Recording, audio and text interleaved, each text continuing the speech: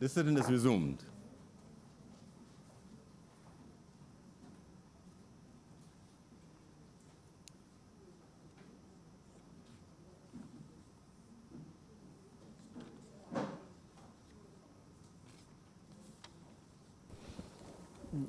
Public business.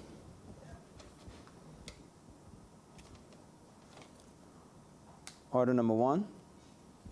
In the name of the Honourable Acting Leader of the Senate, to move the second reading of the Public Service Appointments Bill 2020. Senator McConney. Thank you, Mr. President.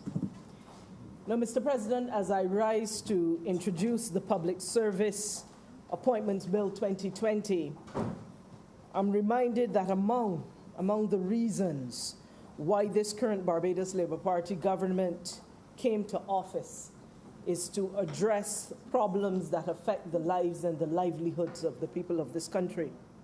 And indeed, this particular bill under consideration in this Honourable House at this time, it goes to the heart of such problems, in this case, the lives and livelihoods of our hard-working public servants.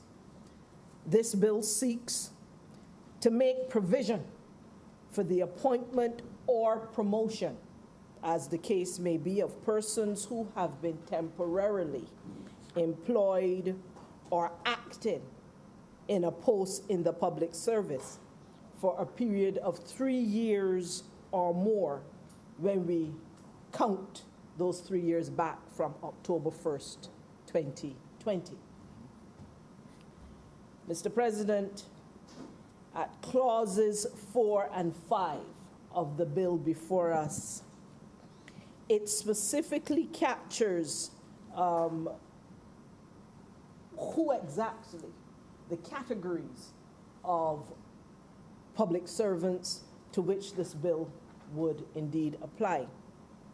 There are two main categories, sir. There are those workers who would have been appointed to government, to a post. However, they're now acting up, perhaps in a higher post. Usually they're acting up in a higher post. And they have not been appointed to the higher post. It relates also to temporary workers who may have been working under the label of a temporary employee,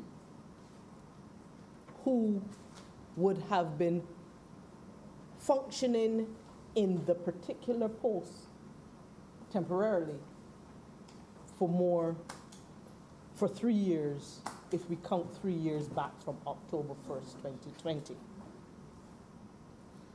Clauses 4 and 5 explains this more eloquently, and I am seeking, sir, either your permission to read it in very specific terms, or indeed for you to permit the general explanation that was given. I will ask, sir, that you grant me the permission to read verbatim from the bill.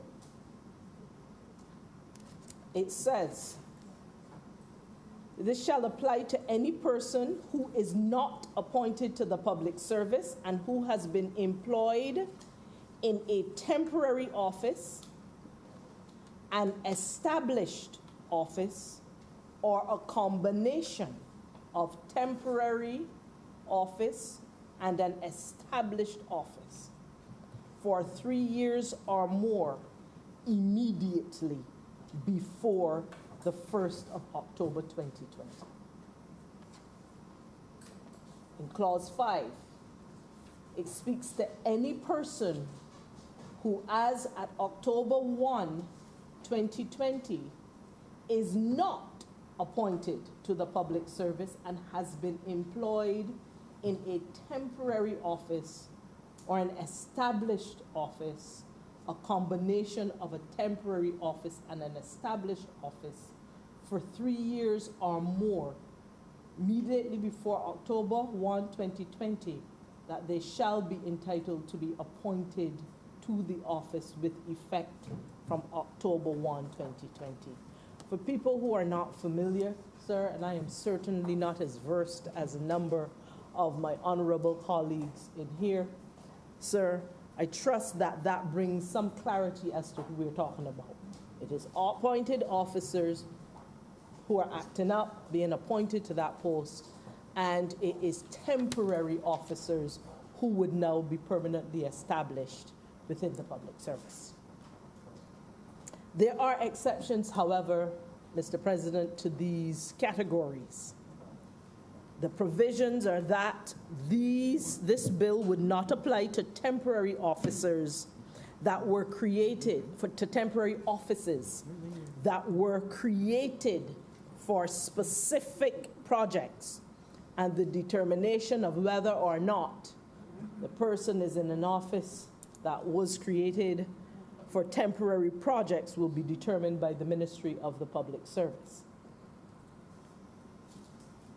Other exceptions, Mr. President, to whom the provisions of this bill would not apply, would be those officers described in clauses 4 and 5, as I described earlier, either that they were appointed officers acting up for that period of more than 3 years as of October 1st, and those who were temporary officers in whatever post, in that same post for those 3 years.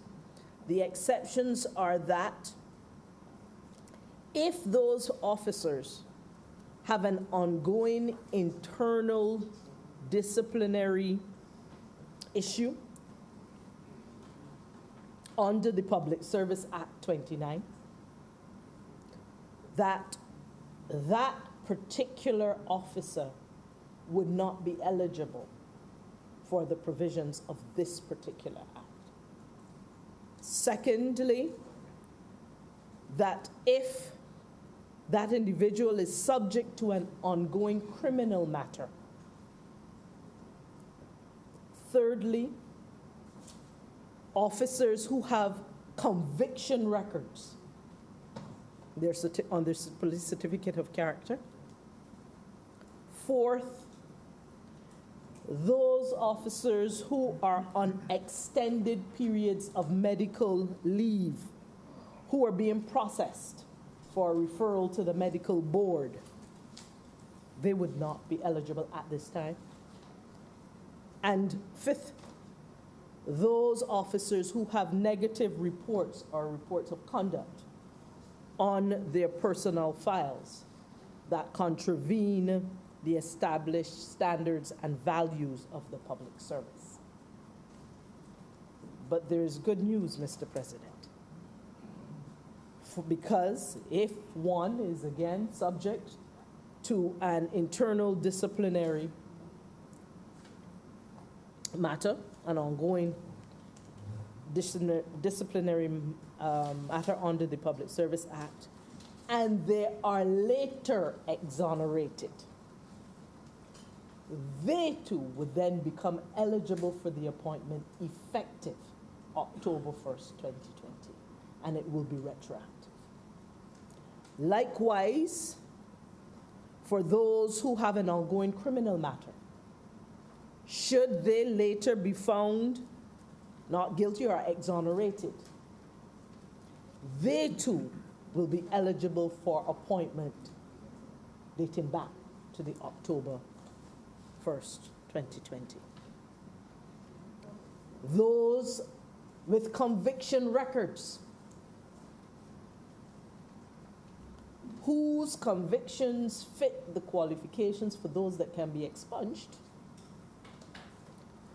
should they at this point in time have started that process, or that they choose to start that process later and the record does become expunged, they too can then become eligible for appointment, and it would then be retroactive to October 1st, 2020. Equally so for those who are on extended medical leave, who are being processed for referral to the medical board should that case go through and the process is completed and they are deemed to be fit for work, they too shall have the opportunity for appointment retroactively. Now that we have looked at the general categories to which this bill would apply, and we have looked at the exceptions in the case of those temporary project offices or the 5 areas I just described. Let us now take a closer look, Mr. President, at the areas where we say this does apply.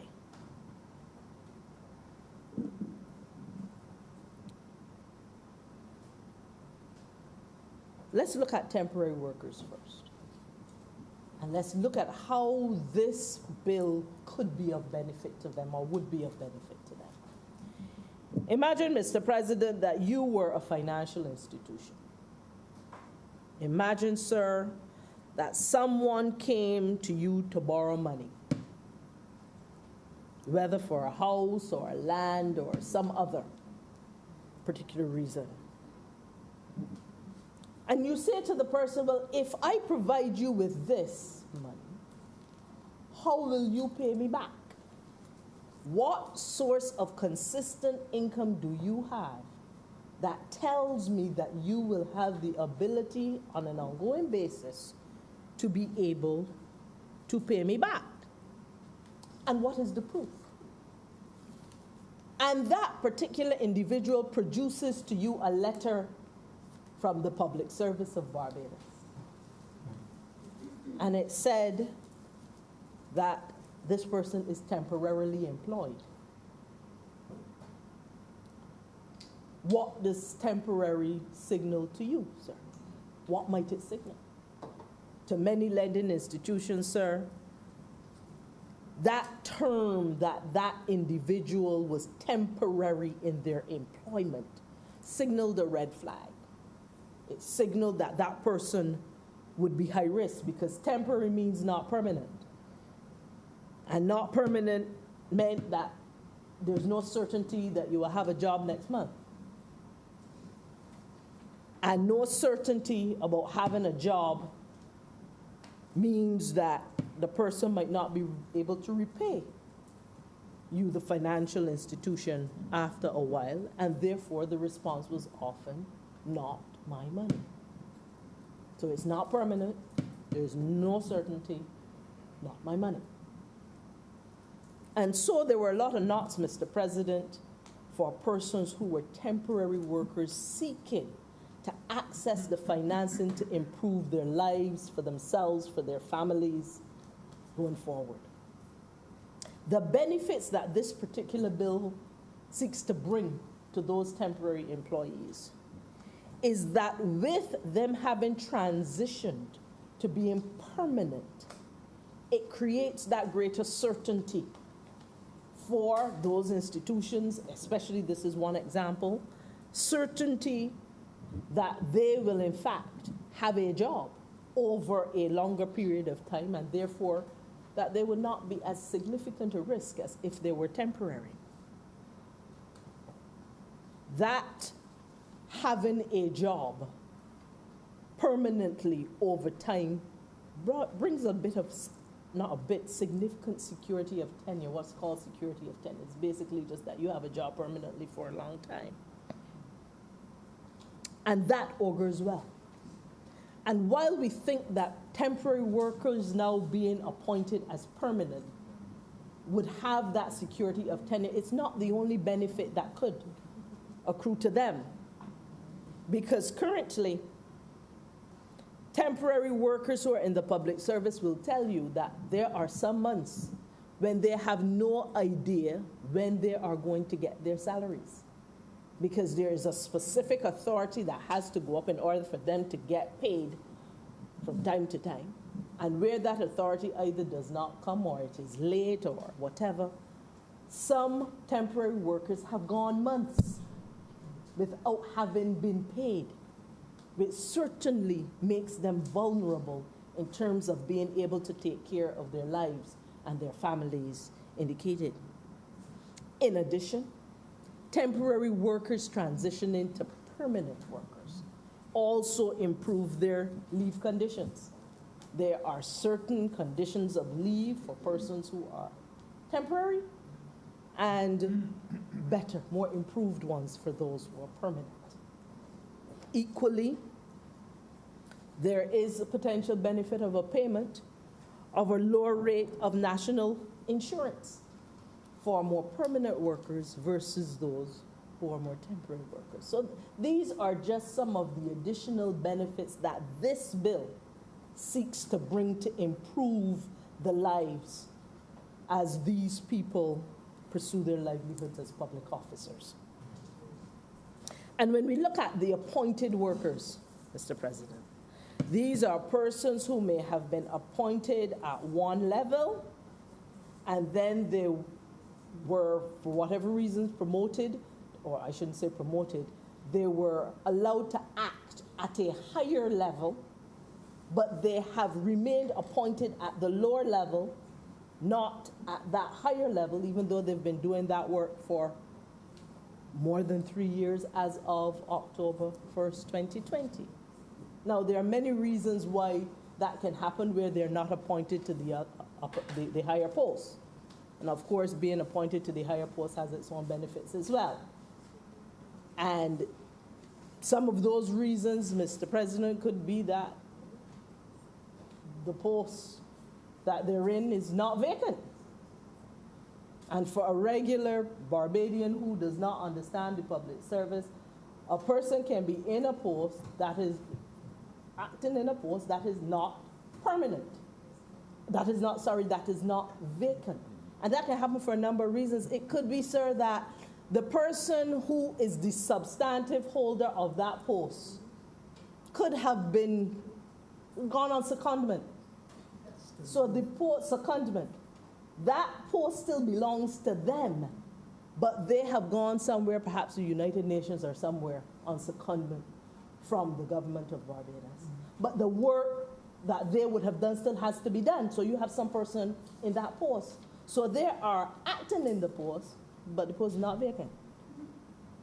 You can have where people might have gone on no pay leave, and they have gone off to pursue opportunities somewhere else, and the public sector have given them no pay leave.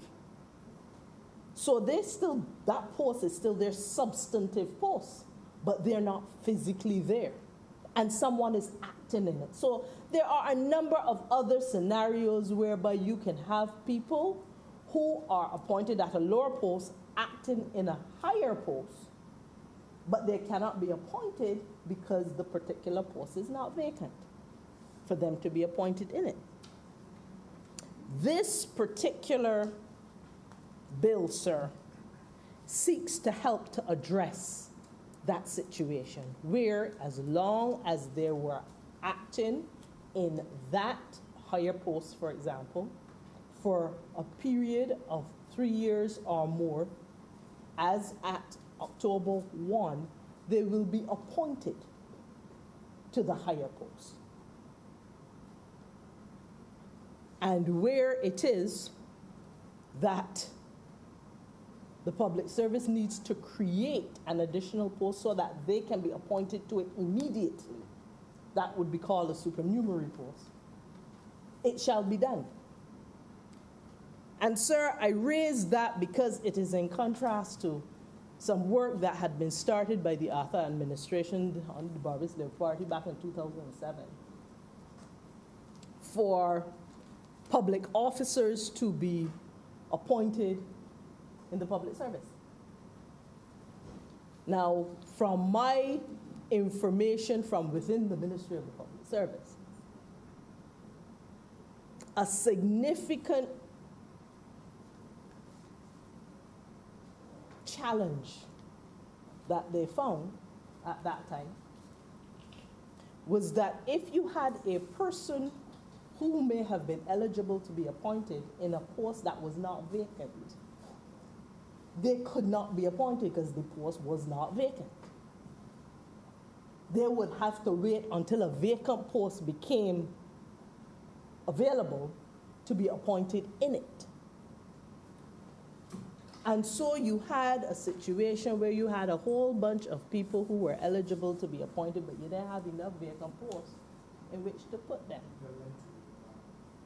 And it is interesting that there are many different stories as to what has happened, that the implementation of what was intended to improve the appointments and promotion of public servants, there are many different stories as to what really happened, sir.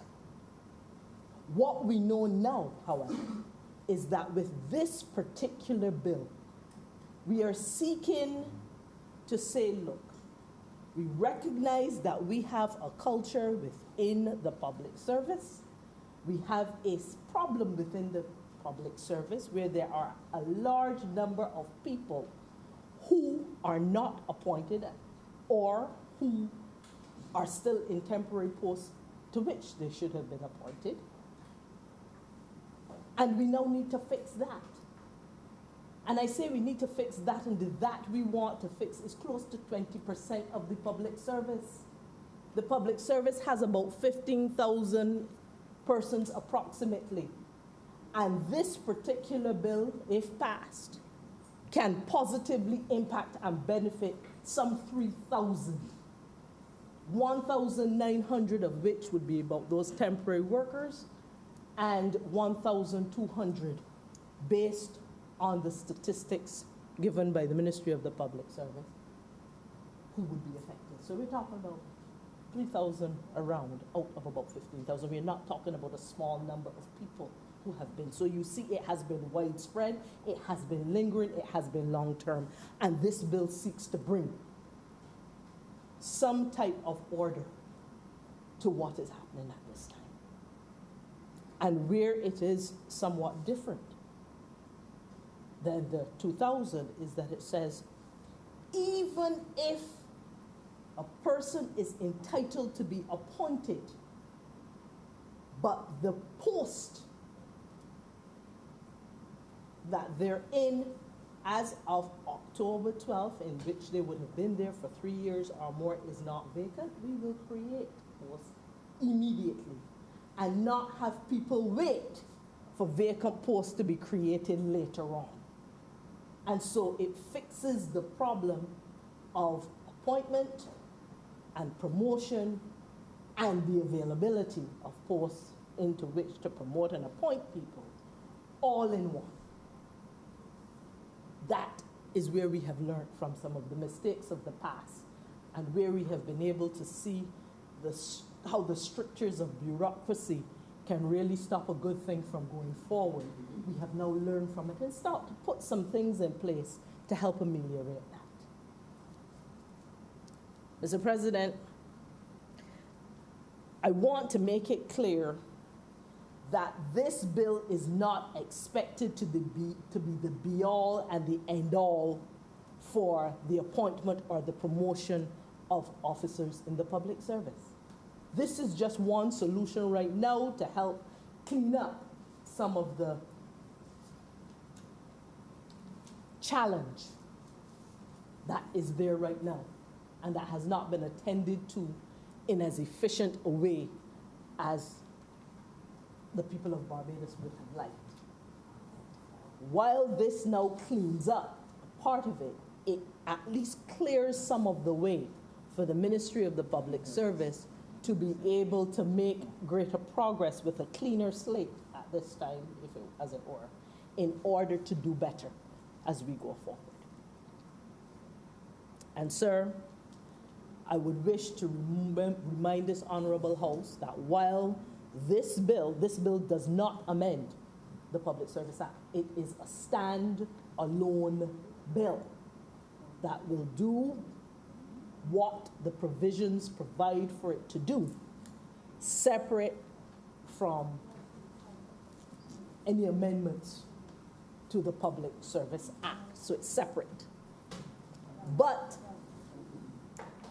while this bill will not take care of all of those officers who aspire for promotion or appointment, the Ministry of the Public Service still has the Recruitment and Appointments Code, which is found in the first schedule of the Public Service Act.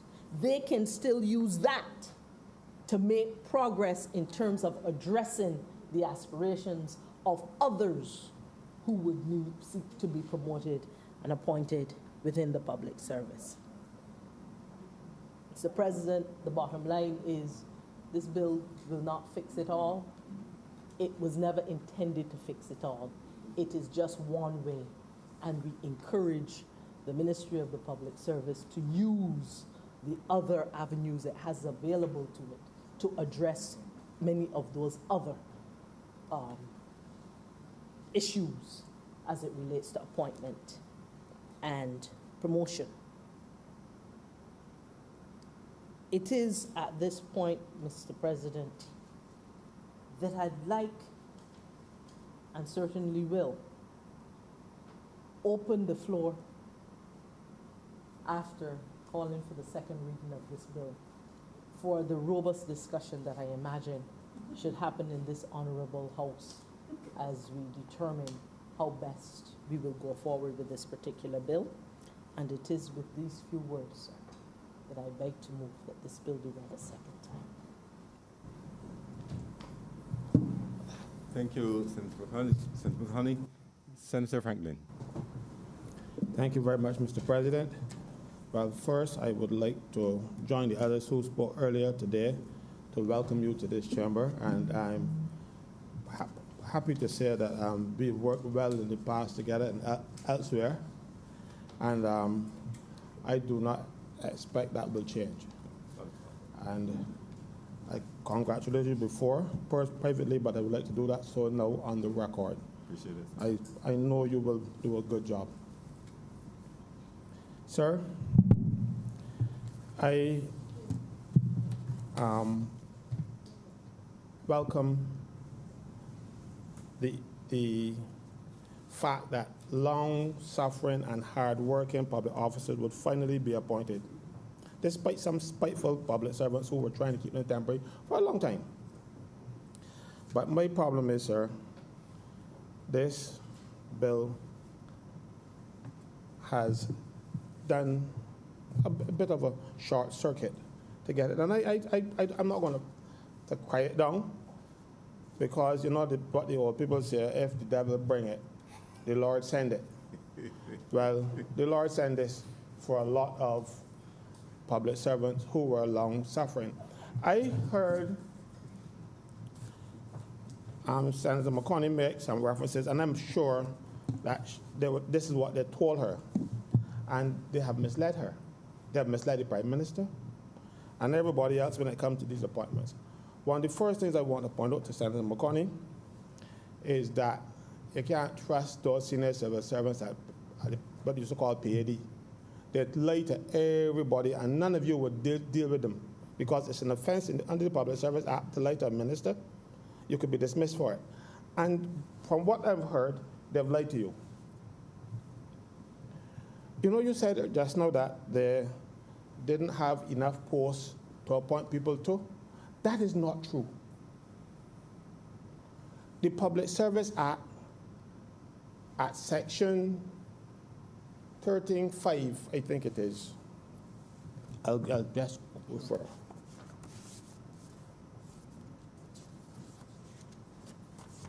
Section 13.5.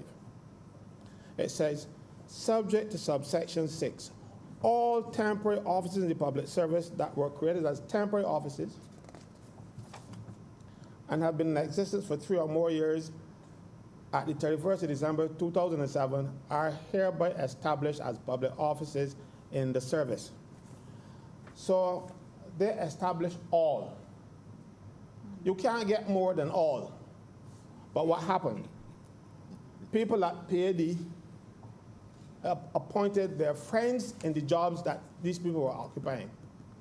One fellow even appointed his wife, who wasn't qualified. And as a result, you had over 200 people who should have been appointed under the Public Service Act as of the 31st of December 2007, that those people up there cooked the books, put in their friends, put in their families, and those people who didn't get the jobs, some of them are still waiting from December 31st, 2007. When I said that the government has only continued what the late Right Excellent, sorry, not Right Excellent, Right Honourable Owen Arthur has started, because this was his baby. But the implementation went to right. And I can't blame him, and I cannot blame the Barbados Labour Party at this point, because the act was passed on the 31st, came into force on the 31st of December 2007. And quickly thereafter, the Barbados Labour Party lost the government. So you had new ministers. And you know what's happening to new ministers. The civil service is tricked the life out of the man. They tell you what they want you to believe, not necessarily what is true. And I am sure any one of you who is a minister in here, and whoever been a minister, will realize that that is true. You have some senior civil service man who's only too happy for a new minister. Man, they treat you real bad. When you find out the kind of nonsense, you'll be too ashamed to admit it. That they trick you with. Trust me on that. And as a result, people who should have been appointed were not appointed. And their friends and family got the job. There's one fella, even for his wife, she was not in the service for the 3 years, but that was my wife. So I stick you in the post with somebody else. I complained about it. But he was a blowy boy. And his other home was in George Street. So they didn't do nothing.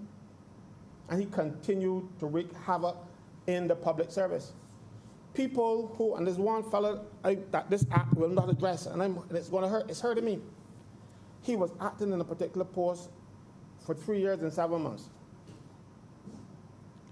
He discovered that his senior officer was committed perjury by swearing an affidavit to the court that a particular person cannot be found. The fellow cannot be found because a senior politician in the last administration didn't want him found. So he swore an affidavit, man can't be found. And when this marshal found out, he wrote to the registrar and said that this man telling lies that the man can be found. Furthermore, a marshal whose mother is in the other place, he saw the man in the courtyard because he came from another, but he can't be found, but a marshal went find him for one instance, but the other fellow couldn't find him for another instance. 2 documents were served on him.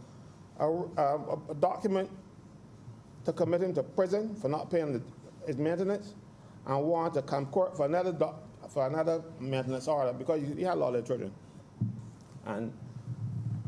But he came to court on one, and they said they couldn't find him for the next. And this senior marshal, a fellow called Wiseman, reported it. You know what the Dems did to him? They took him down from acting. As a matter of fact, he was the only person qualified to act. And you know what they did? They took him down because he dared to complain for a person who the Dems put in place. The man perjured himself.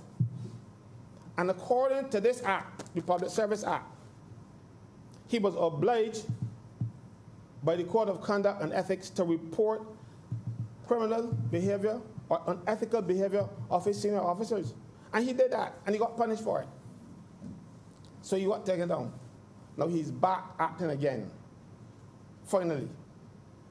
But he has not been acting for 3 years prior to tomorrow. So he will not be appointed. They put him in that position, but you know the joke is? They took him out and put one of their people in to act. A fellow who had stolen the maintenance money that he'd collected from the delinquent fathers. And they put him to act. He stole the money, so they gave him the act so he could pay back the money that he had stolen. And poor Wiseman had to step down. I spoke to him last night. He told me, Frank, you can call my name.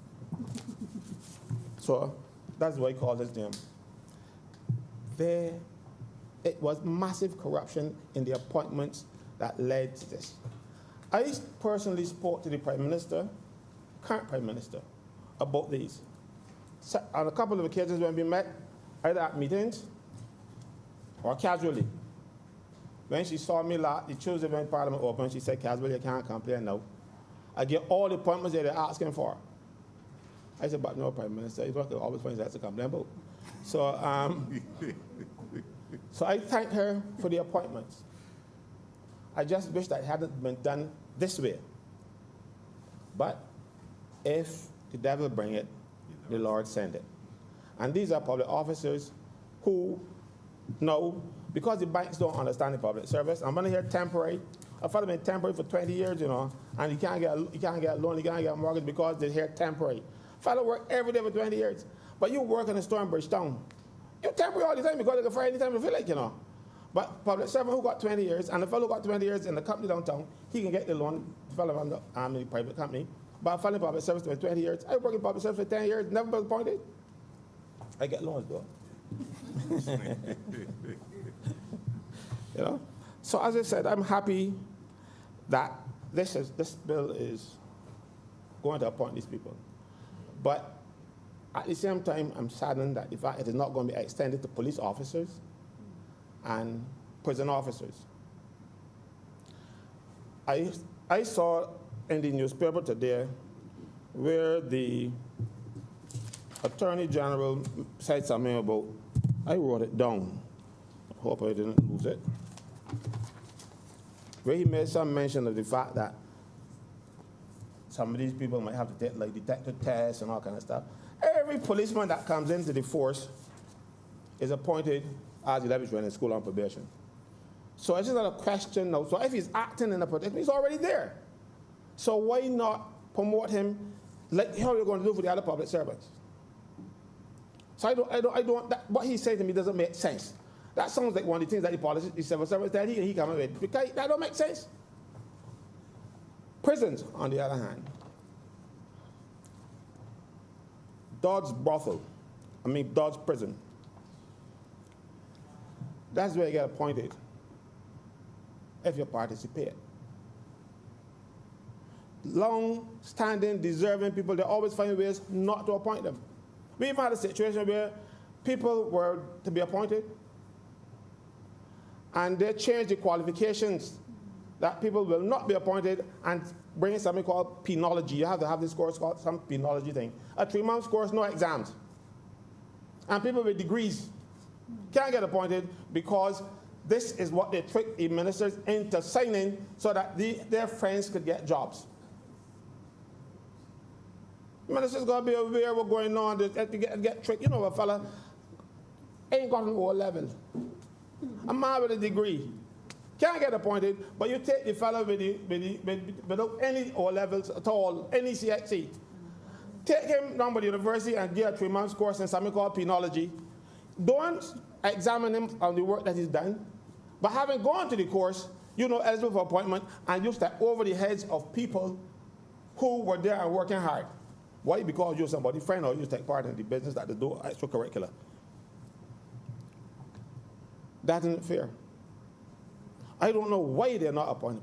And the thing is, Dodge Prison, I almost said brothel again. Dodge Prison needs a commission of inquiry and jailing some people. I've seen the superintendent of prisons try to get a few of his people locked up. And the people that he wants locked up and the people that want locked up are the people at higher level. I'm not going to say him. You have people in Dodge Prison now working for former inmates at night at strip clubs. First of all, it's an offense to associate with a former prisoner. But yes, you want to work for him. You go to a strip club and you work for him at night. You're senior, you know. And I'm not talking about no little junior fella. I'm talking about senior people, very pips. And nothing happens. But the fellow, a young lady, bought some ink to go and do tattoos when she get home, and she bring the president to before the court for bringing ink. Court tried out the other day. No can't think at the prison, the fellow bring snacks. Shirley biscuits. Some other little sweet, because he want a little snack at night. He's not in the group of people that they love. So call the police, he charged, and a lot of nonsense going on there, and nobody is taking charge. I thank God when they moved the former minister, because he looked at me and tell me, but Caswell, you're the only body who want lock up with a Cormier man. You're the only Cormier man. I said, nothing, I never Cormier. People have been doing all kind of nonsense. They bring their own private work, get cars repaired in the prisons. Cars put up in the prisons. Import cars and get them assembled in the prison. Not a cent passes through the government coffers. They use the prison labor. They use the prison material. And when officers speak out, they can't get appointed. They get victimized. They get charged before the court. One fella on sick leave, the extended sick leave that you're talking about, he got injured in the prison because he tried to stop a fight with some inmates and the fellas beat him. And he's gone on sick leave for the extended period. You know what they did? They cut his pay. Stay on sick leave too long. So he talked about it he was hurt. So he told Emmanuel Joseph from the Barbados today, fellow read the story, suspend him forthwith. Fellow got suspended and referred him out to the Protective Service Commission. The Protective Service Commission said, look, this is nonsense, and tried to take boy out of work. But that was 47 days. Mind you, that is rare, because when somebody stupid has the department suspend you, and they can, under the Public Service Act, sometimes it goes as much as 4 or 5 years. I remember one of my members was suspended for 4 years plus. And when the commission saw what they suspended him for, they tell it, but they didn't even bring it. They said, go back to work. Nonsense. And they called him and tell him to come to work. He's called me and said, Mr. Franklin, they called me and tell me I can't work. What to do? I said, after calling that, can't work, you know. He said, man, I had home for 4 years, boy, and I don't feel like I don't know you. I did enjoy this. 4 years suspended, and they had somebody act for him.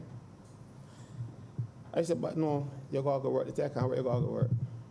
He said, I know what you're going to do, man. They give me the uniform for 4 years. That uniform can't fit me now. So they called him and said, I got a uniform. He's a nurse. And they said, they tell you, come here, you got. Come to work, dress up pretty, and come to work the next day. You understand? 4 years suspended. And these people at PAD allowed 4 years. I got one who's 5 now, still on suspension on full pay, because the head of the department cannot suspend you on anything but full pay. And you got people acting up. So the person that you're talking about in a vacant post, who's been acting for, he's vacant, he's acting for 4 years. He going to be acting tomorrow. The fellow working for him going to be acting tomorrow now for 4 years. He ain't get appointed. Why? Because PAD ain't doing its job. These look, say what you may, we never knew what he was doing. He appointed the persons who were in the service 3 years prior to 31st of December 2007. So everybody who was supposed to be 3 years prior to that date, except the post for special projects, everybody was supposed to be appointed. And thereafter he said, at section 1311, no established post in the public service shall remain vacant unless the vacancy is approved by the Governor General acting on the advice of the Service Commission, or the Minister frees the post. That's what it says. Yeah, or the post has been frozen by the Minister. Same thing. So you have a situation where the law says that you cannot have people working in established posts and not filling them for more than a year. Now these civil servants trick one again and got you telling people about 3 years.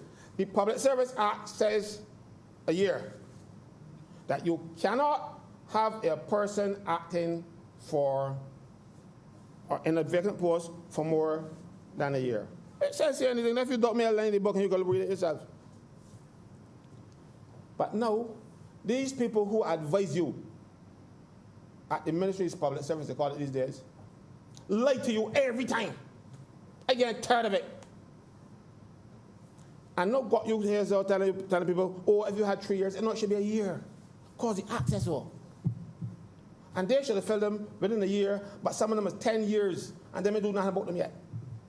Why? In some cases, the body that they want fill them ain't got the qualifications yet.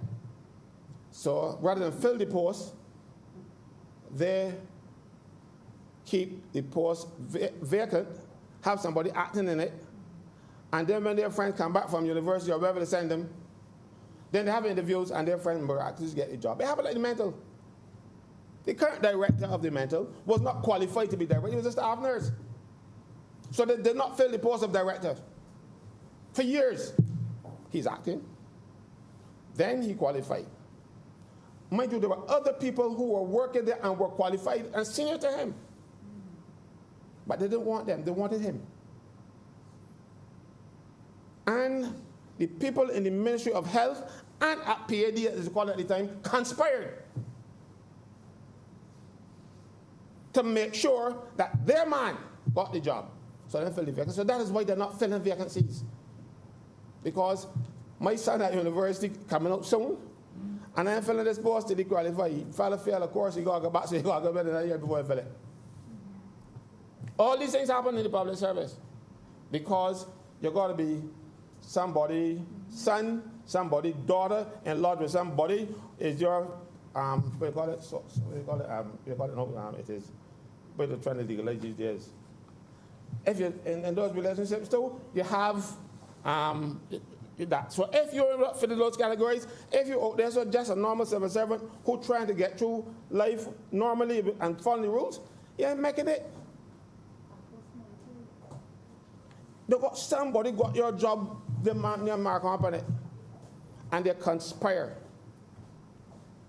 What I don't like about this bill is that you tell people now that if you have a bad report. I had bad reports. One time was one of the best civil service I had. So imagine me getting a bad report. But never found guilty of anything. Never charged with anything.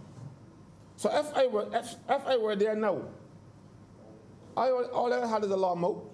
I used to talk back with people when they tell me first I don't believe, because I remember one of my seniors told me, we've been doing this for 30 years, and you don't come and tell me for I said, you're doing it 30 years wrong. And me follow. He had done it wrong. I was proven right in the end, you know. They were doing it wrong for 30 years. But I stand up and say, well, look, I tell people, I went to school, I could read English, and what that you doing it with it saying the act. But that's another thing about the service. You come into the office, and you're doing the work. So when you're about to leave, they bring somebody for you to train. And you teach them your bad habits and your misinterpretations. So it go on and on and on and on and on. But I said, no, you can't teach me nothing. If what does that tell me something? I said, you went to convent, I didn't learn to swim. You can't teach me nothing. So let me read this thing for myself. And but I shouldn't have said that, but they got offended. And as a result, but it turned out that I was right in the end. But I made an enemy because I said, but you're doing it wrong for 30 years, and they were. Right? So I don't, as I said, I don't want to make too much noise about this act because it's doing something that I begged for. And they're going to say I'm grateful if I get too much noise, but I got to speak about the things peripheral to it. And I got a lot of things that happen. Right? And with public service taking a lot of or arrogating unto themselves things that are not theirs, powers that are not theirs. I'll give an example. Recently, I had reason to go and represent a deputy principal at a school,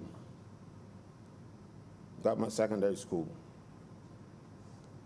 I sat before the chief education officer and I said to her, but the acting chief education officer said, look, you have no such power to transfer a principal or deputy principal.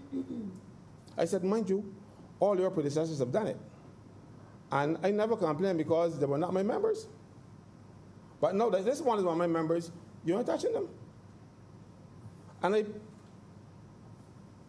picked up the Constitution, pointed out that under the Constitution, a principal who is the head of the department according to the Public Service Act, the 8th Schedule of the Public Service Act, says, if you look down the list,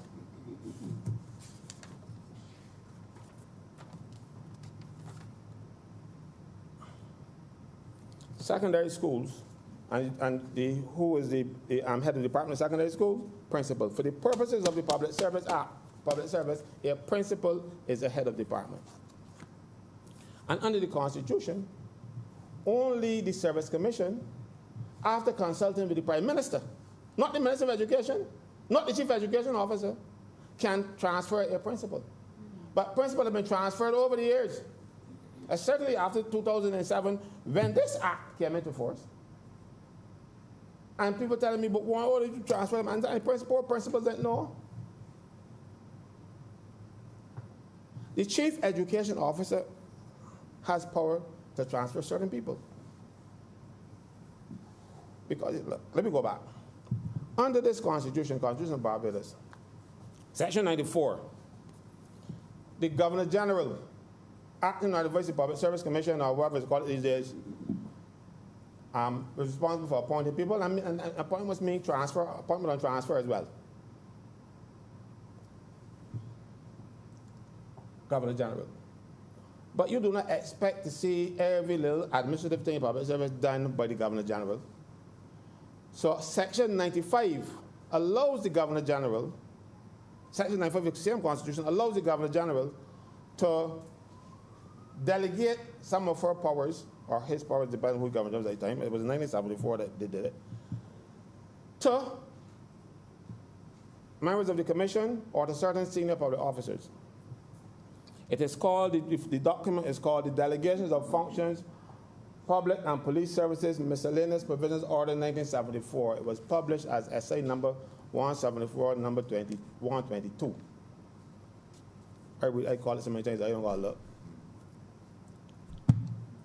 And in that document, the Governor General has delegated to the Chief Education Officer the power to make acting appointments to the post of teacher, appointments to the post of supernumerary teacher, and disciplinary control in respect of the temporary teachers the supernumerary teachers. That is all the power that the Chief Education Officer has. If the Governor General, under an instrument by a law, delegate unto you certain powers, you can't take more unto yourself. You cannot arrogate unto yourself more power than you got. The Governor General give it, and that's it. But you can transfer and you can appoint temporary teachers, acting teachers they call it, acting appointment to the post of teacher, and supernumerary teachers. A principal is not an acting or temporary teacher. So she or whoever sits in the office of Chief Education Officer cannot transfer a principal. I hope the people in the back are listening, because they may know. And they take the transfers and grumble.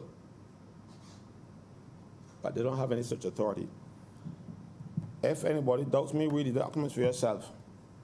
Section 94 of the Constitution gives the power to the Governor General. The Governor General at Section 95 can delegate those functions to other people. She can delegate the functions except the power to dismiss. All the other powers she can delegate. And to the Chief Education Officer, she gives these two little powers, and the Chief Education Officer take more unto themselves. Stop it. Because what happens, and I'm hearing that you get a call from somebody, and the minister tells the chief, transfer X. Minister hasn't got power to do that either. When she denied that that was the case, I said, you want to see the text message? I made the WhatsApp message that where the person who made the thing said that they're doing it. She said, I want to see it. I said, well, look at here. But they had the WhatsApp message too. So they're not even acting on their own. They're taking instructions from people who don't have the authority to give them instructions. So you disrupt the school system because somebody get vexed if I don't like it, or he went to school at so-and-so and he shouldn't be principal at this school because he ain't good enough. So you transfer it out.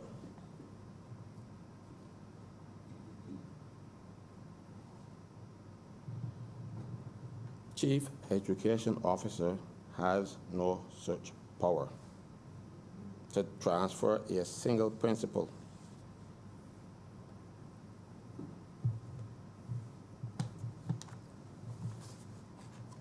As I said, the power resides with the commission, and because it is the head of department, and that power is found in the Constitution.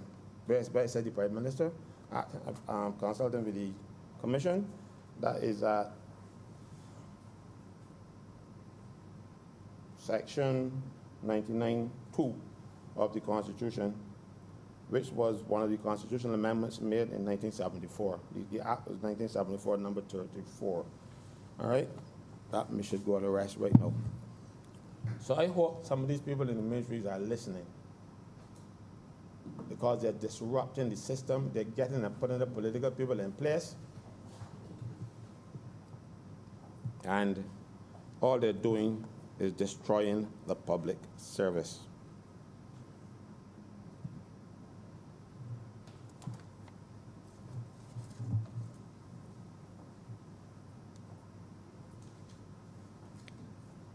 Senator McConney spoke about people who were sick. This is very far-reaching. When you refuse to appoint a person who is sick, that person still want mortgage too. The people still want Google loan. And I'll tell you something. They have now reduced it to 3 months, saying that, no, it is not 3 months. General Order 524.1 says, extensions of sick leave on full pay may be granted to an officer on reasons of ill health. Let me find it for you so I can read it. 524.1.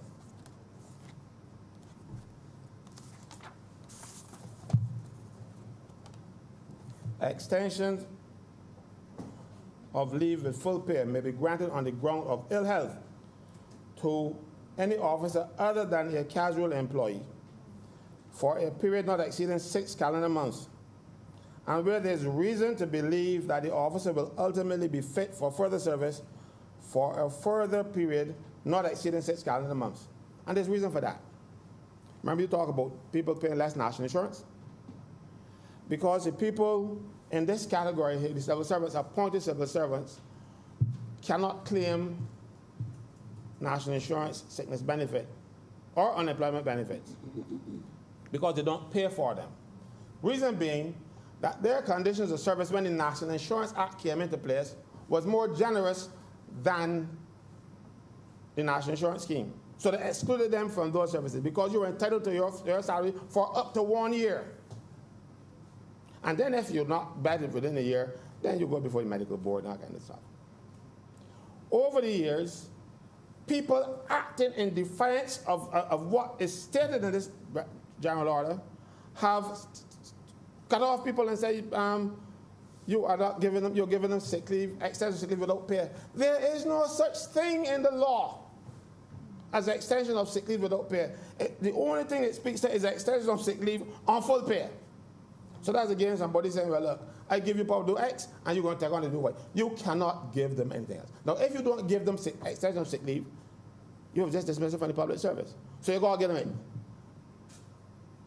But I'm the chief personnel officer, now Director General, some years ago, has given to the heads of the department the power to decide if the people will get extension of sick leave.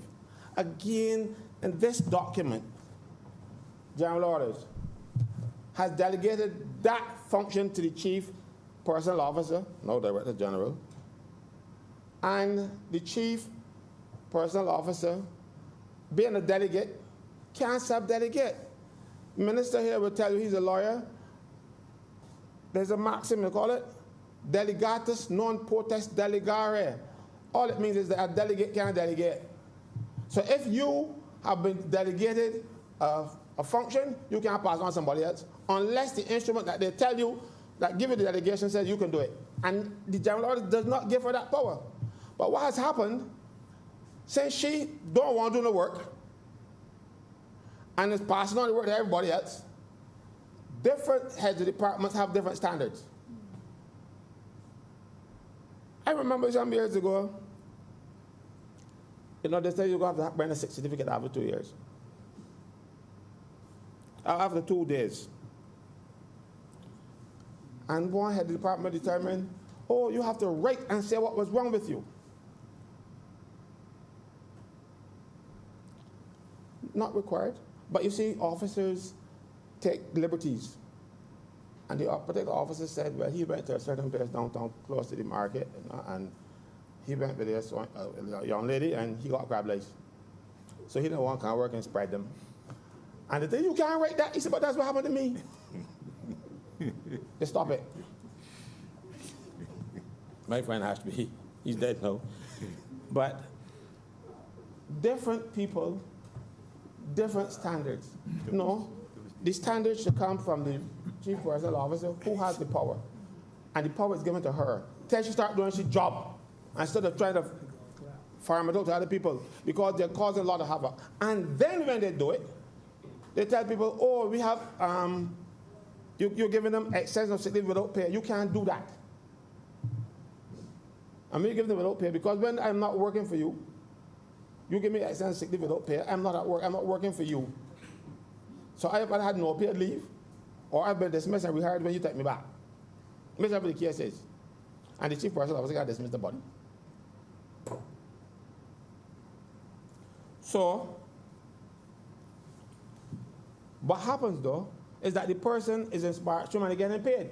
So when this note comes that you're on sick leave with extended sick leave without pay, they say, oops, you've been paid, you should have been paid, so you got overdrawn salary and we want it back.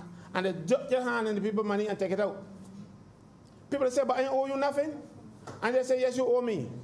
And some tyrants go in there and take out all one time, or some decide, but look, I take out $700 out of it, or I take out $500 out of it at a time. And left people with nothing sometimes, Now, first of all, if I have a dispute with you, Mr. President, and we wouldn't have one, but just for the sake of having an argument, and you have some sort of judicial office, or you have the power to think, and you decide, well, you're going to settle the dispute because you have the power, and you said, no, you can't be the judge, and you're on. I say, I don't have nothing for you, and you say, yes, you have, let it take it out. If there's a dispute, carry me to court. You can't people money, but they do it in every department in public service. I have a dispute with you. I'm saying I don't owe you anything. You're saying, yes, you owe me. Now there's a dispute. Now if there was a situation where you say, yes, I owe you, I'll give you back, and let me take, and you take out $6 a week or whatever it is, so be it. But I'm saying, no, I don't owe you. And you say, yes, you owe me, and because you're the paymaster, you take it out. That means that you've been accuser and judge in the same case. You complain and then you're the judge. And it's happening throughout the public service. And the Auditor General is saying not to understand that. So he agrees with it. No, you can't take out people's money. You can't be, and the thing is, this government, when I say this government, I mean the government of Barbados, the 8th of May 1967, signed a convention with the International Labour Organization to say that you can't take out more than a third of somebody's money. That's one of the provisions of the Protection of Wages Convention, and some people put the Protection of Wages Act. Some people argue that the Act does not bind the Crown, but we have international obligations that does have to bind us. So one way there you hold. And the reason for that is that a man should be able, or a person should be able, to feed their families. So if you take out all the valid money we can do, I know at MTW now, there's one man who they take out all his salary, don't give none whatsoever. And then He ain't got a bus fare to come work, and then send they can send him before the commission for not coming to work because he might got a bus fare. He's got to beg somebody to get work. This is what is happening in the public service of Barbados today, with some unscrupulous people who have no heart, treat people like animals. You imagine taking away a man full salary. You say you got overdrawn salary or whatever it is, and you have to pay it back. So they take out all the man's salary. All. The only thing he's getting is contribution to the national insurance. He take away all the rest. And they give him nothing. We have international obligations. We got the law that said you can't take out more than a third. Even if you had the public go and take it out, you are restricted because the man still got to eat. You got to get the bus that can work. I mean, you can't get the bus that can work. Decide, oh, well, we can send before the commission because you ain't coming to work. You can't get work. Because some days you can start and beg a fellow for a bus fare, but no says bus fare going to $3.50. Compliments to you people. Everybody can give $3.50 so often. So you see,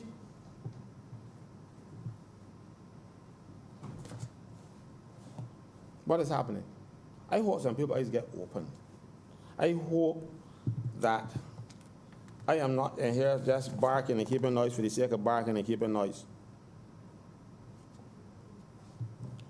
I want to go back to the prisons and to the police and the fire service and all that kind of stuff. Mind you, the fire service is one of the, if I listen to the Attorney General, the fire service is one of those people at the discipline service, but they are going to be appointed under this act. And the police and the prisons aren't being appointed. Come clean with me. Tell me the truth. Right? But, let me get another thing. The government has something called estimates. People read those. So they allocate money to people, and some money goes to what they call flexi. In the police force, they call it flexi. It's actually overtime. In prisons.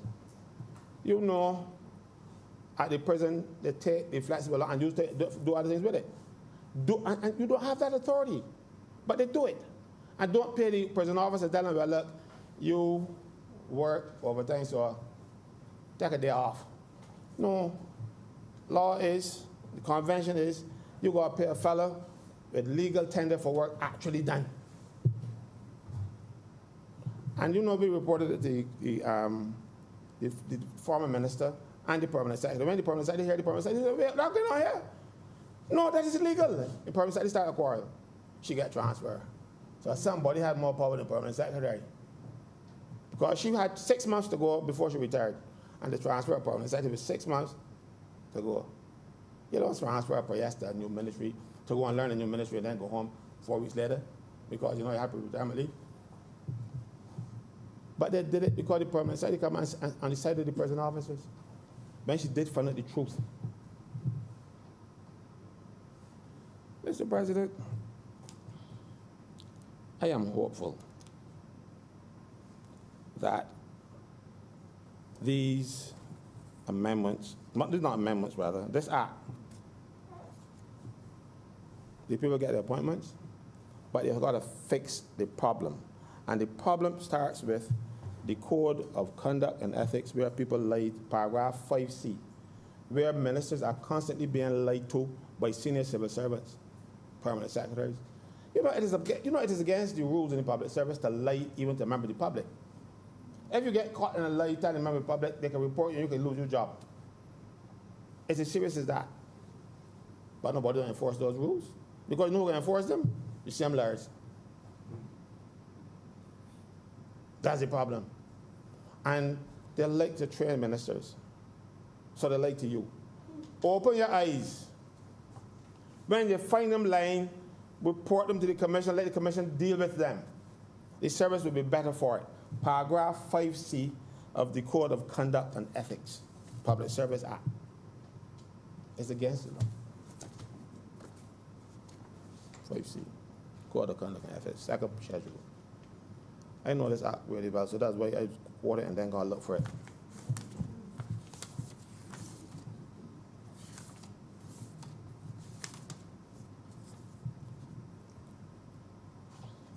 It says officers shall, A, B, C. Not deceive or knowingly mislead ministers, Parliament, Permanent Secretary, or the public.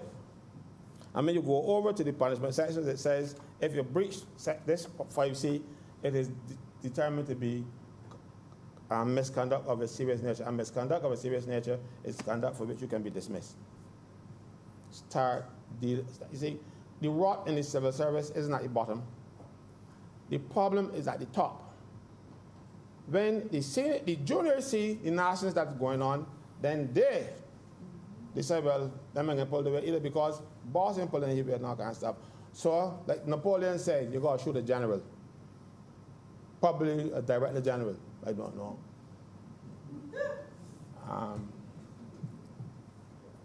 No, Napoleon, not me. But you have to do something about it.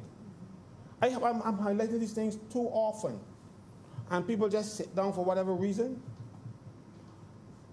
A former chairman of the commission, just recently passed, told me once he had a complaint to the Prime Minister, the last Prime Minister, about this person misleading the commission. And the Prime Minister said to him, he said, I can't work with her.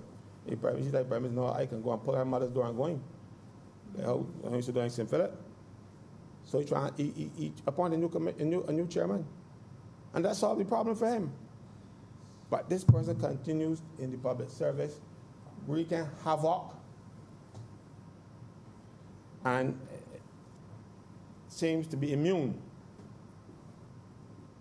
Lying to ministers, giving ministers misinformation, and then they come in the Senate and support it. I don't blame Senator McConnell for some things that she said, because she ain't on about public service. I wrote down a few of them. And I addressed a couple of them there. But she said, the way to clean up this mess, the way to clean up the mess into establish new posts, the way to clean up this mess, but they got to establish a new post, no. But clean up the mess by getting rid of the messers, the people who are making the mess. Because let me tell you something. The Public Service Act,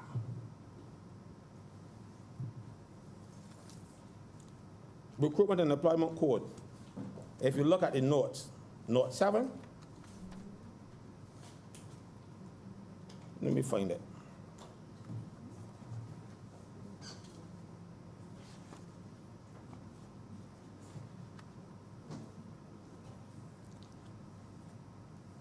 I'm speaking about the code, the Recruitment and Employment Code, which sets out the procedures for appointing people.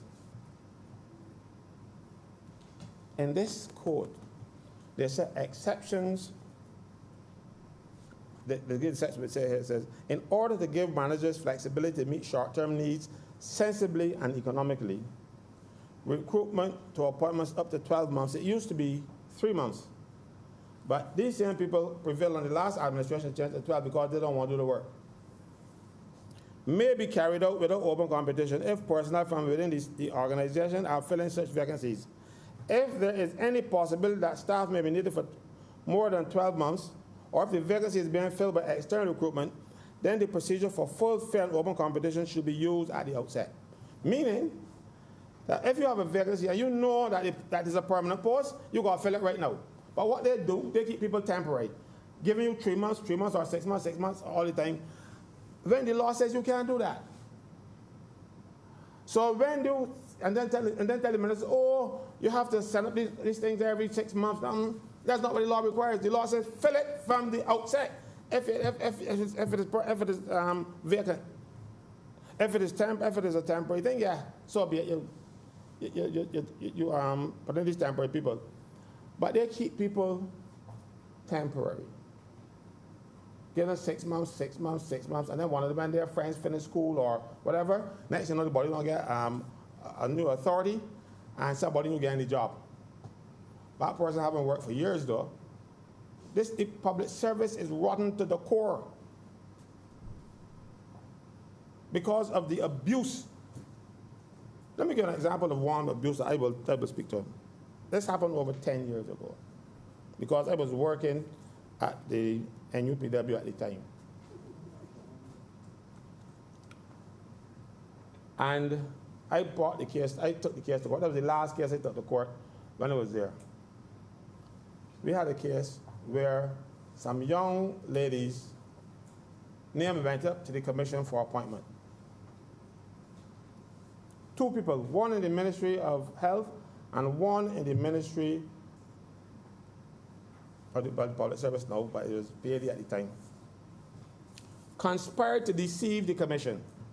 So the names that went up for appointment, they scratched out two and put in their children's names. Their children were being taught by these same people who have not been appointed. The people didn't train yet.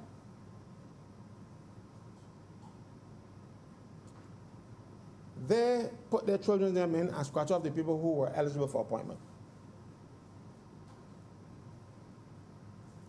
When the matter went to court, in the process, the court's called discovery, where you have to disclose the documents. Cappy, you know about that better than me. They were ordered to disclose the letter that went to the commission to appoint these people. And the Ministry of Health said, the personal administration said, they can't find the file. They can't find the file. But the judge is smarter than them because the judge knows about public service. The judge said, well, if you have a letter coming from the Ministry of Health and coming to you, the Ministry of Health will bring the letter so they keep a copy on their file. So the ordered the Ministry of Health to disclose their file. You know what happened? They can't find it either. You know? And those girls are still not appointed. And they can't get appointed on their posts. Oops, call his name, sorry. I can't.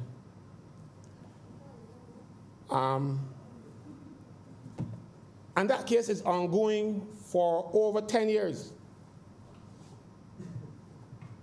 And the same person that I was speaking about earlier is presiding over that nastiness, and nobody is doing anything about it.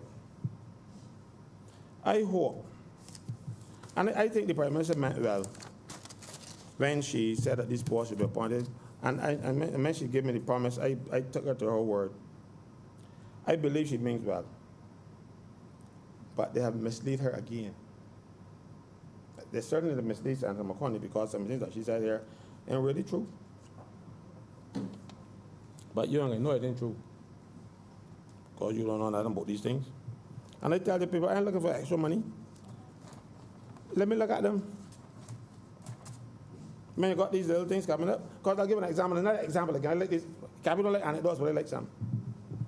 I went to a meeting one there to address the fire service, some officers. And while I was there, a person from the Ministry of Public Service, because there was a training session.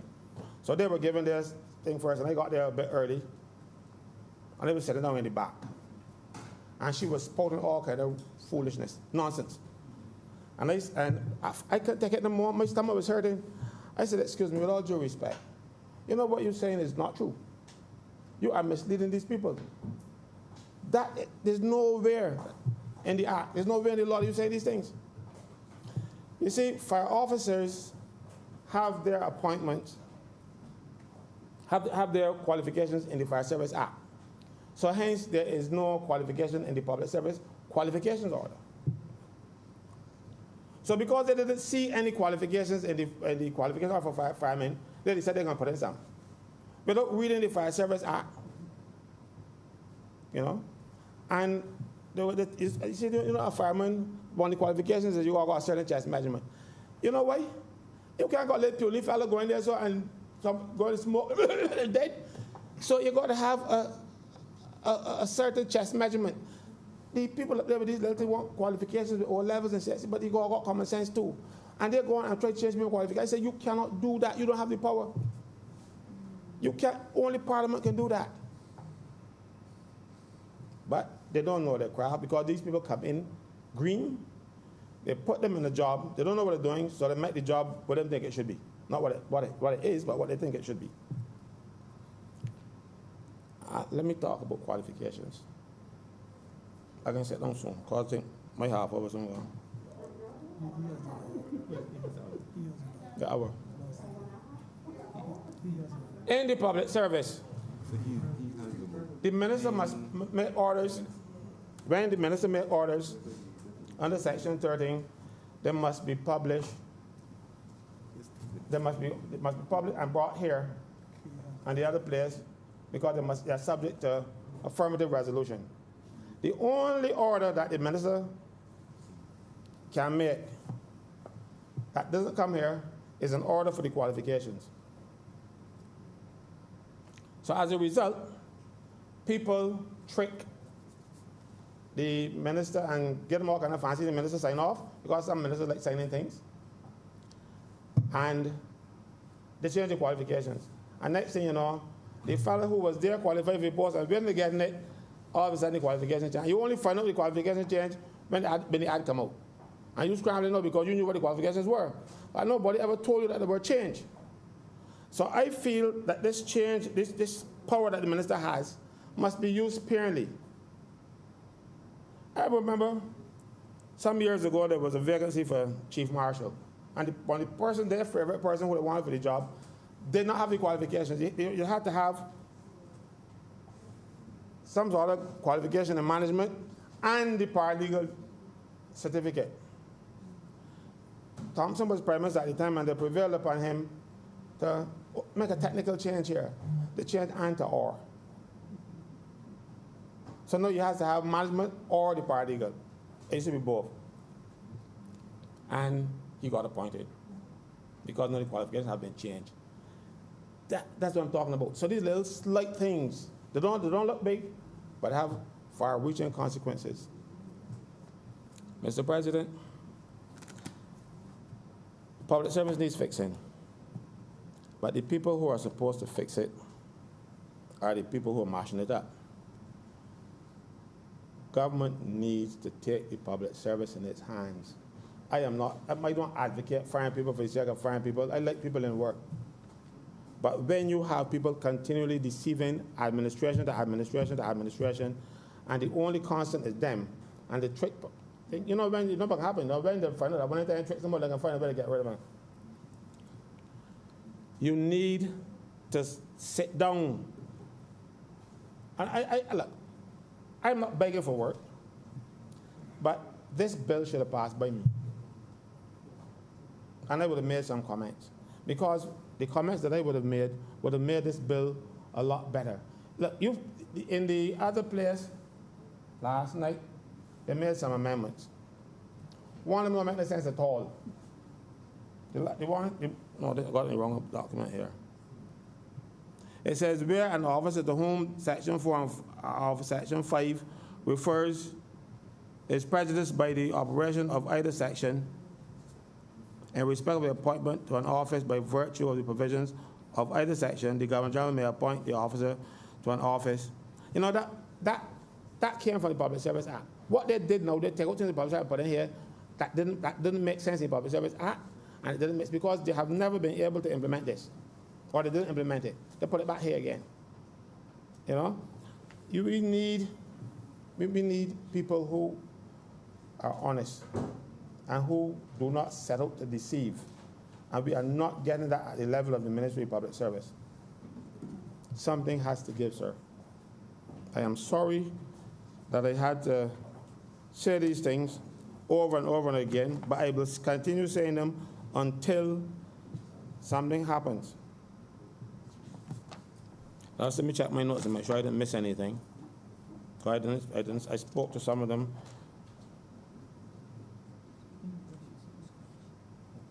I spoke to the negative report, time off, and yes, and finally, sir, when a post in the public service is abolished, people in the private sector know it as being made redundant. In the public service, you call it abolishing posts. You know, we call things funny in the public service. When the post is abolished, under the old provisions,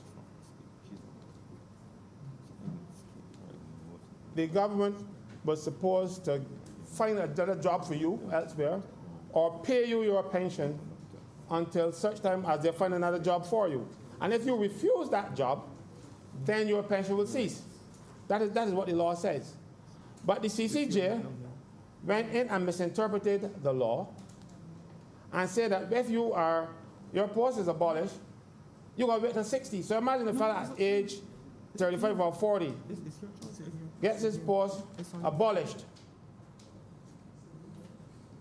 And because you don't get no severance payments in the public, as a public officer, or no unemployment benefits, the only thing you're going to get is your pension when you reach age 60. You know you're going to work from 40 to 60 to get up in 20 years. That can never be what was intended by Parliament, and it wasn't. It is a misinterpretation that Parliament needs to fix.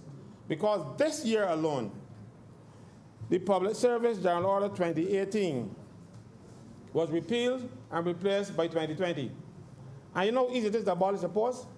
Just left out a post that was in the old order and don't put it in the new. And one guy that I spoke with from the Ministry of Health, he went to the ATM and pushed in his card. It didn't spit out anything. I mean, check with the ministry. They haven't got the money in anything for him because his post has been abolished. He didn't know. That is what they do to people in the public service. They look at you after, mind you, the post would have been redundant anyhow. And they could have found something else for him. But because they didn't have to know, because they wouldn't go pay him any money, they just left you out there in the wind. So, ATM said, sorry, buddy, we ain't got nothing today. So that is how easy it is. In the public service now, in the private sector, sorry, if you're going to make jobs redundant, you have to do consultations with the unions or with the officers involved, and depending if you can send home 10% or some significant number, you got to go through 6 weeks consultation, all kind of thing. In public service, you don't tell a fella nothing. He's fine when they go to the ATM. These things are wrong. Government needs to fix them. Fix the Pensions Act to protect public officers who, because, Senator McConnell said, that when you have in a temporary position, you get appointed, you got security, then you don't have it now.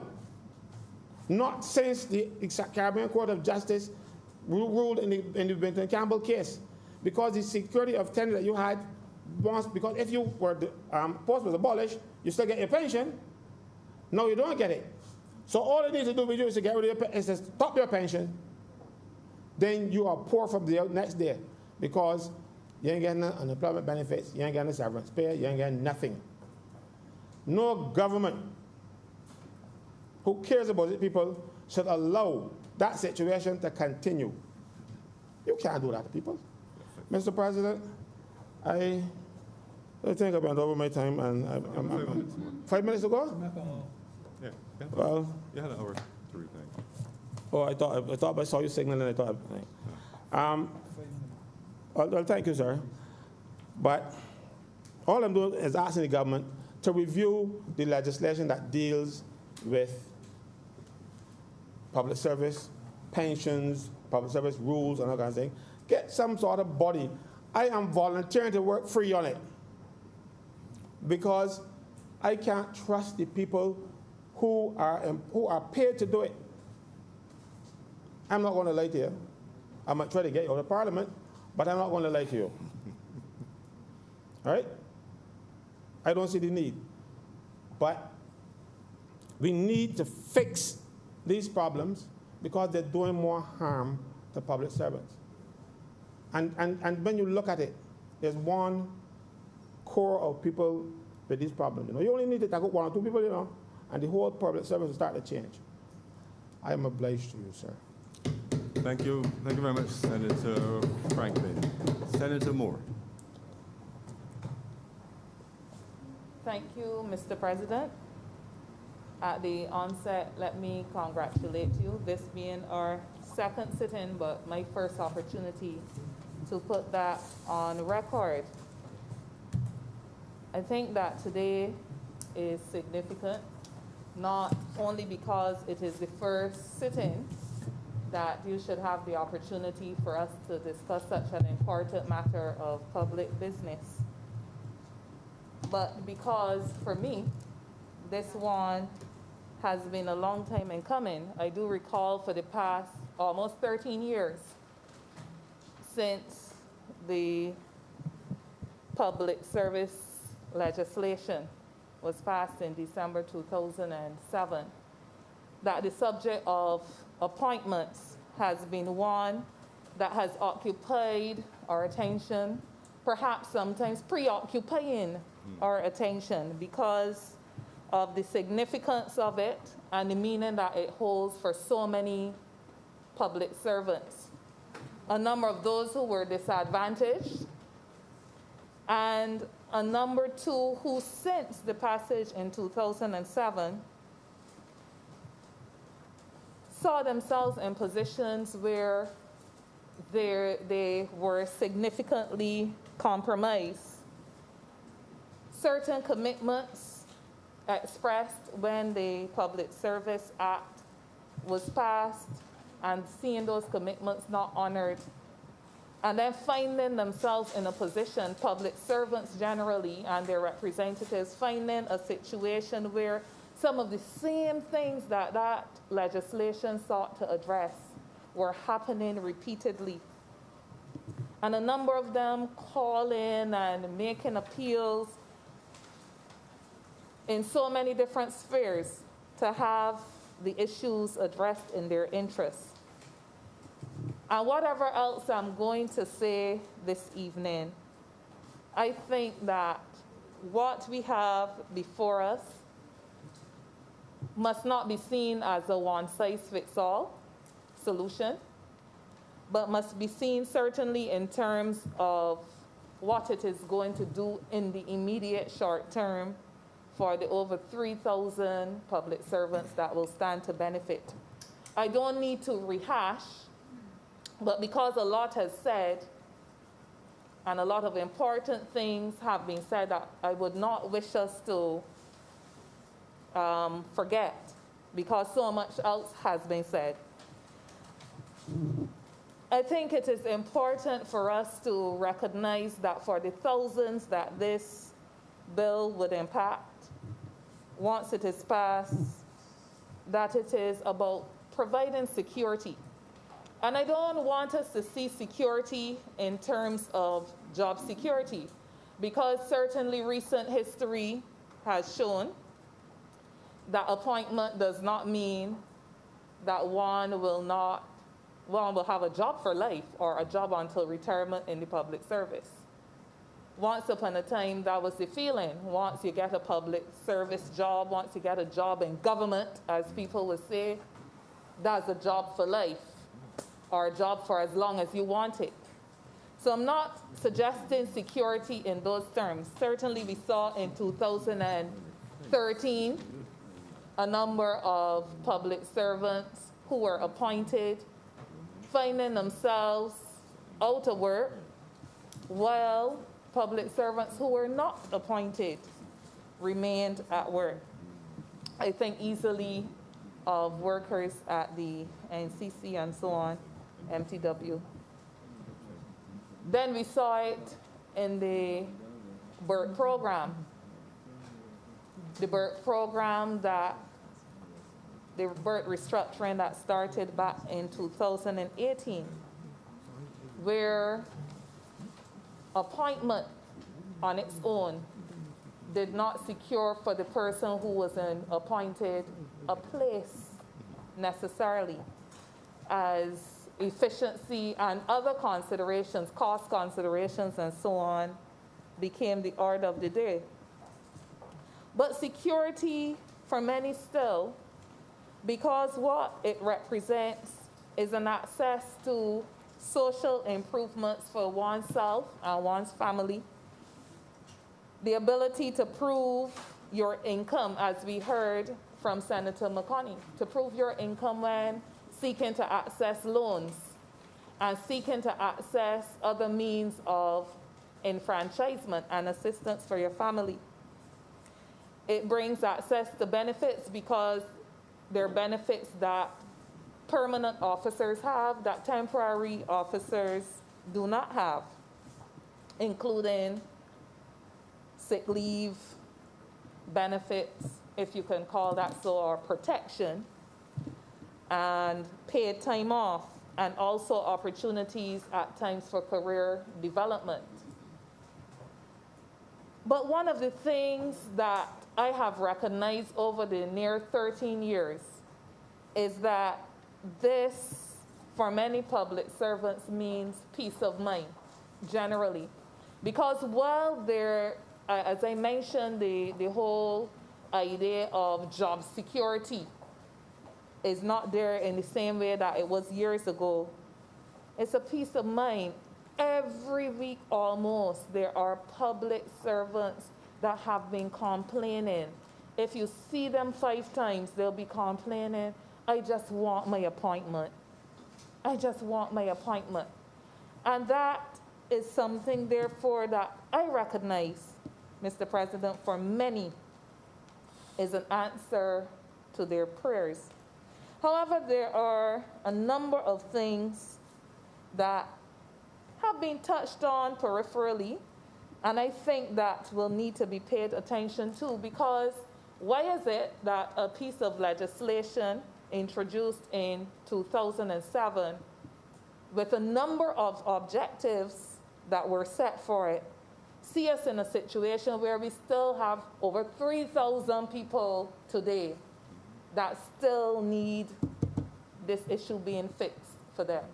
It means that for the past 12 plus years, we've not been doing everything that we ought to have been doing. And it's not about apportioning blame, although it's easy to see where blame might reside.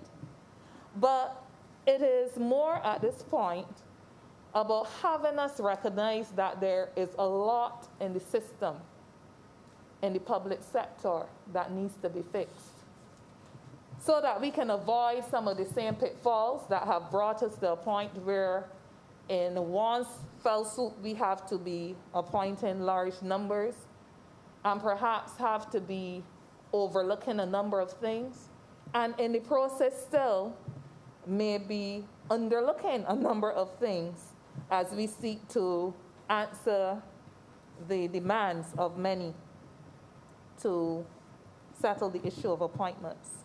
I first want to touch on the issue of medical leave. And in the act before us, one of the grounds of ineligibility is where a person, where an employee in the public sector is on medical leave for a period of at least 3 months accumulatively in any one calendar year. And I want to stress something important here.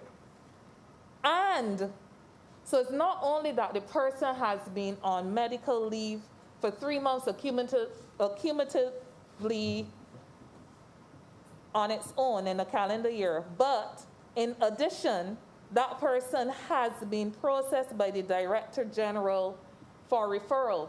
So being on medical leave on its own, based on my understanding, Mr. President, is not a ground to make a person ineligible.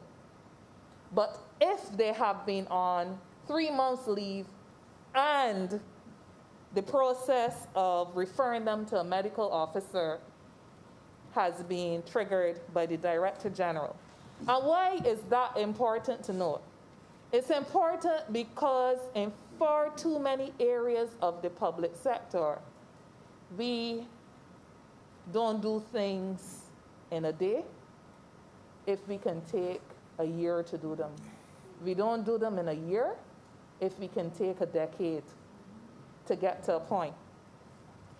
And one of the fears that many who hear this exemption may have, they may recall, cast their minds back to 2007, where a number of if-then scenarios were presented that we saw ourselves in a position having to fight for years and years to have them addressed.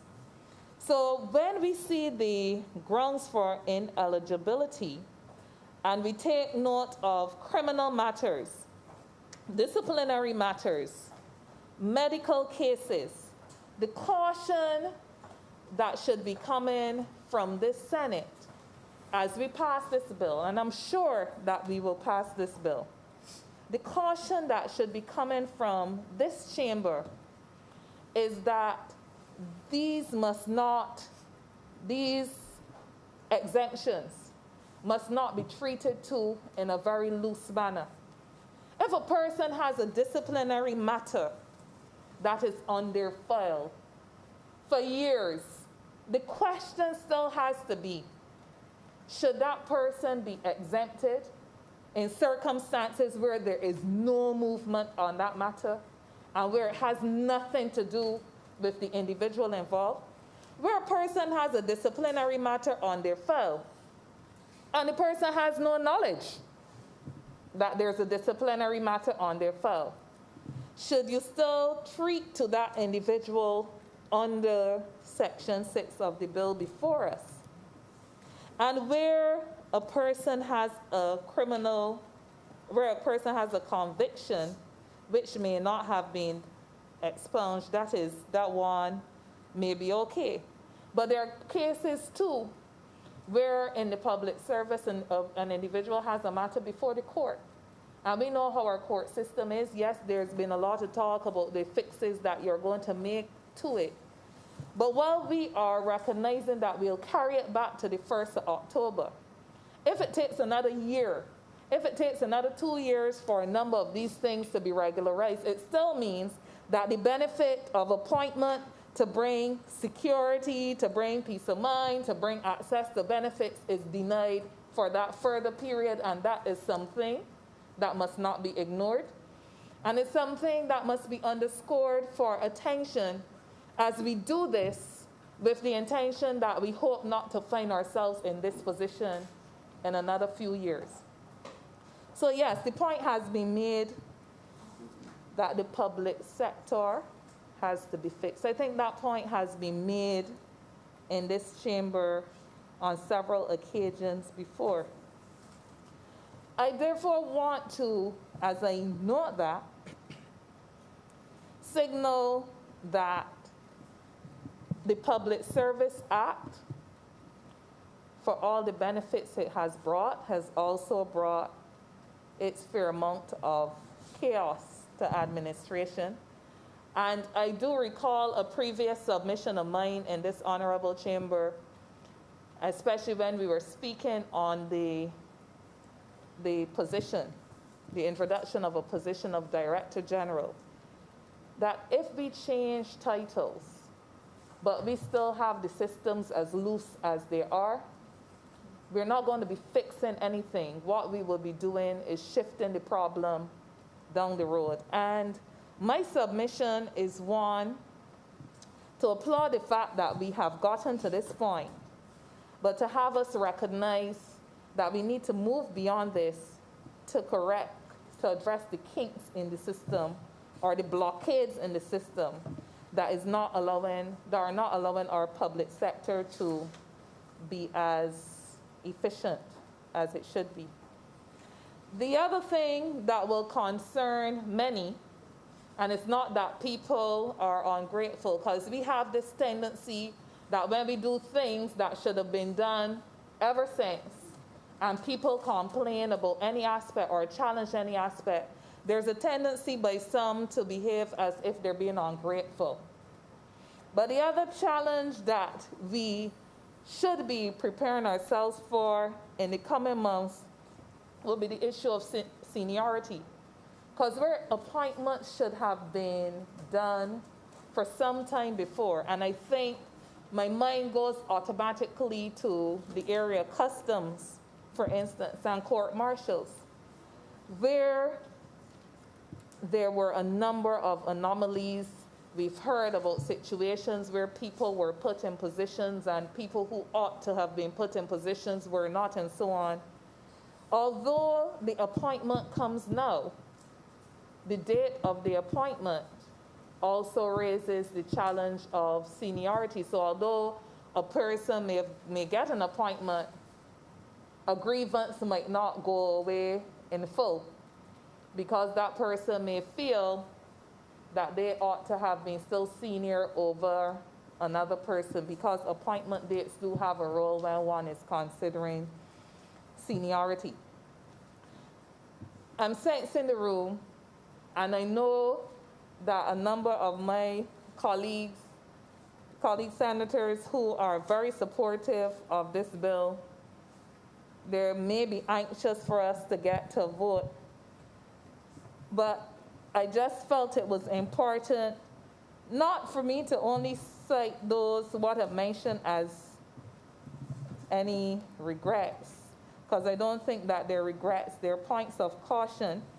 But I just wanted to take the opportunity in this honorable chamber to make sure that I was present here to see this one through, having agitated for it for almost 13 years for a number of these positions. I felt that it was necessary for me to see this one through to the point where we come to a vote. But as we, hopefully, it is the intention of the government to chart a course in a very careful way to avoid a number of the obstacles and pitfalls that were identified. And I do believe that a number of public servants have found themselves receiving so many promises, and of course they would hear a date of the 1st of October. But I think what will be more meaningful for many of them will be when they can receive in their hands the letter of confirmation. So many promises have been made over the years. In 2015, another similar promise was made. I know we've come a step closer. We are enacting it. We have a date. But I think the proof of the pudding is in the eating. And the eating would be in seeing public servants soon receive their letters of confirmation in their positions. And while we do that, while we work on that, I think that no time should be wasted in moving swiftly and assiduously to address the other outstanding matters. I am fully supportive of the bill. Comes at a very significant time in our lives as Barbadians and public servants when so many workers are challenged, where the issue of jobs and job security is paramount, is foremost in people's attention because of the economic security or insecurity all around.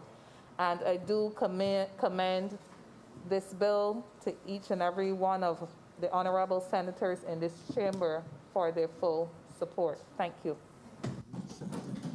Thank you very much, Senator Moore. Any other speakers before we invite Senator Jakes? Thank you, Mr. President. I, too, would just like to quickly make an intervention on the Public Sector Appointment Bill 2020. And I just want to start off by saying that I do support the bill. But I just wanted to make some interventions. Sir, in a post-COVID world, I am of the view that it will be survival of the fittest.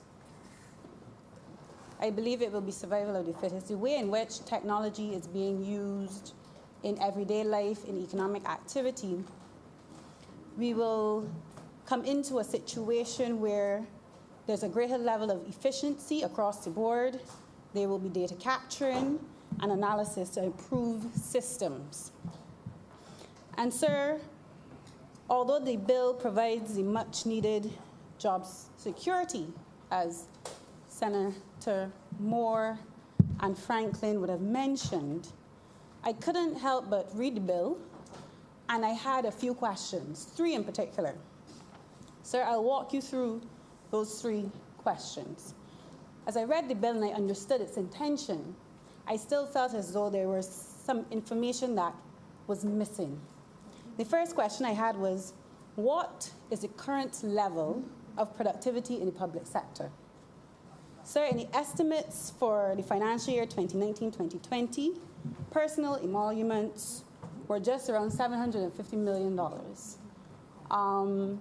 and we have about 15,000 public servants.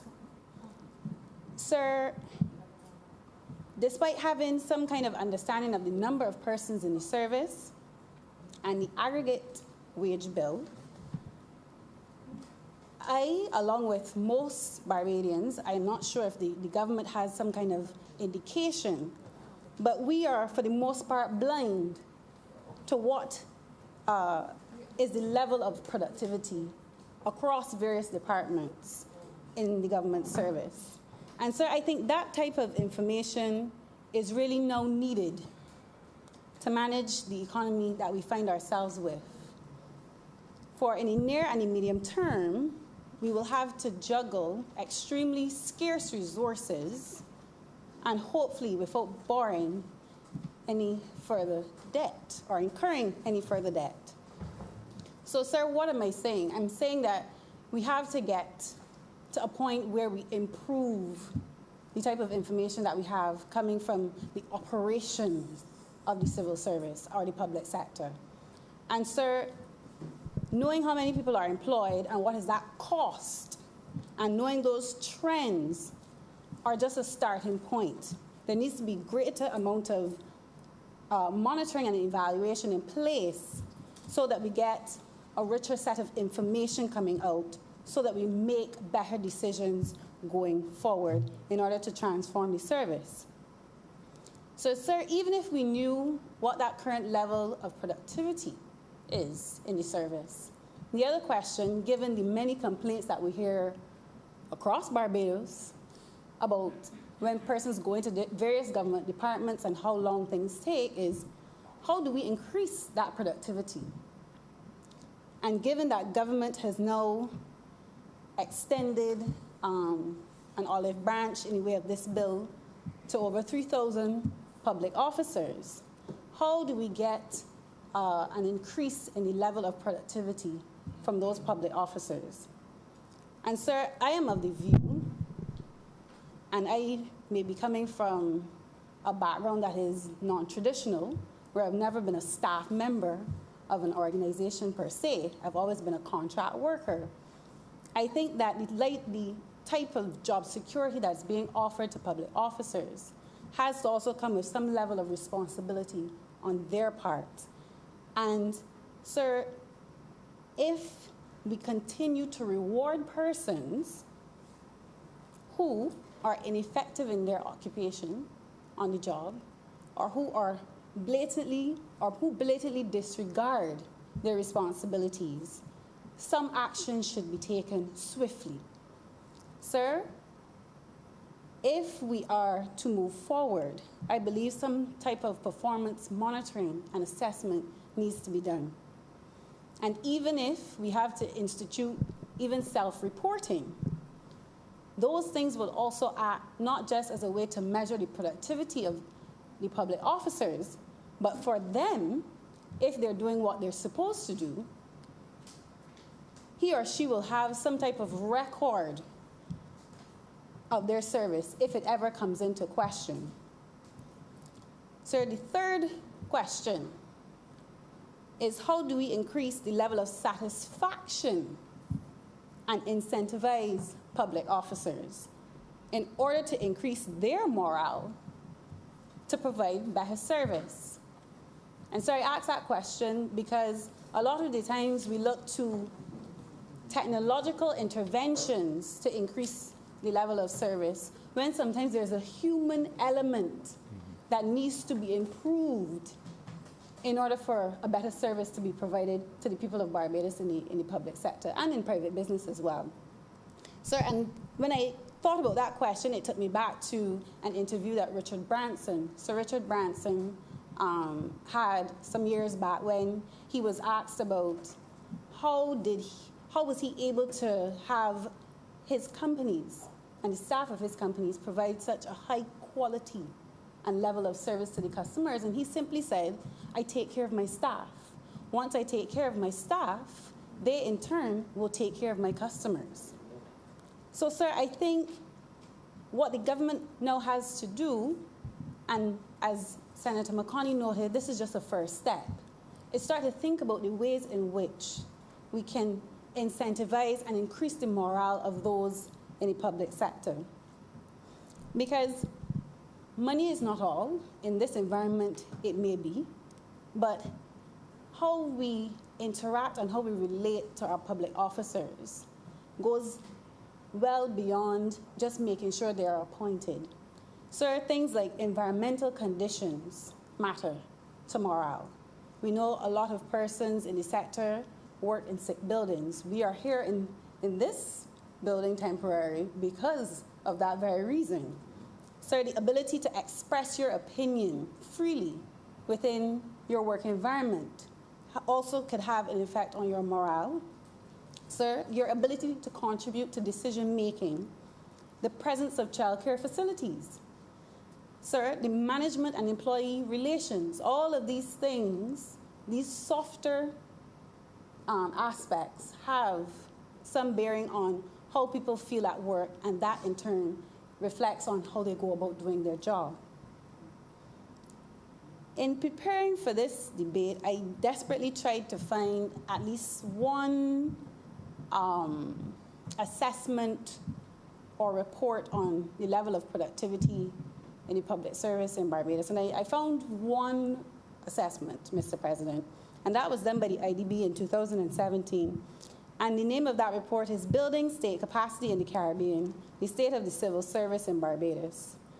And in that assessment, Barbados scored 43 out of 100 on the Civil Service Development Index in 2017. And 43 out of 100, Mr. President, it is not a good number. There are 3 levels by which countries were classified. Low were scores between 0 and 39. Medium, scores between 40 and 59.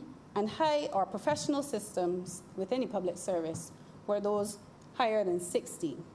And the report stated a score of 43 out of 100 shows that Barbados has significant margin for improvement. And sir, what struck me was out of the 15 categories that made up the index of the assessment, we scored in 8 of them below 39. So we had a low score out of 8 of those categories. The first one, we scored efficiency, which was a score of 16, integrative capacity, 20, management capabilities, 33, HR planning, 24, human and social relations, 20, organization of HR function, 20, and most shockingly, development management, which is a category which focuses on individual and collective growth, was identified as the least mature HR subsystem, scoring a total of 8. Sir, clearly then there is room for improvement in the operations of the civil service. And so we have to find a way clearly to transform the public sector so that it is a place that is coveted by our best and our brightest. Too many times we find a lot of persons who can make a contribution, a significant contribution, not going into the public service because they don't see it as a way in which they can grow and in a way that they can contribute. But sir, in order to chart that path towards a better service for Barbados in terms of the public sector, it will cost us. And I've spoken about this in previous sit-ins, but it will cost us. And what it will cost us is that ability for elected officials, public officials, to constantly interfere in the public sector for their own political gains. And sir, because of the economic environment that we find ourselves in, I do not believe that we can any longer afford to use the service for electioneering. Sir, I am not saying that elected politicians have no say in the service. The service must be guided by the government of the day and the policy. But sir, what we cannot allow is for the corruption of interference.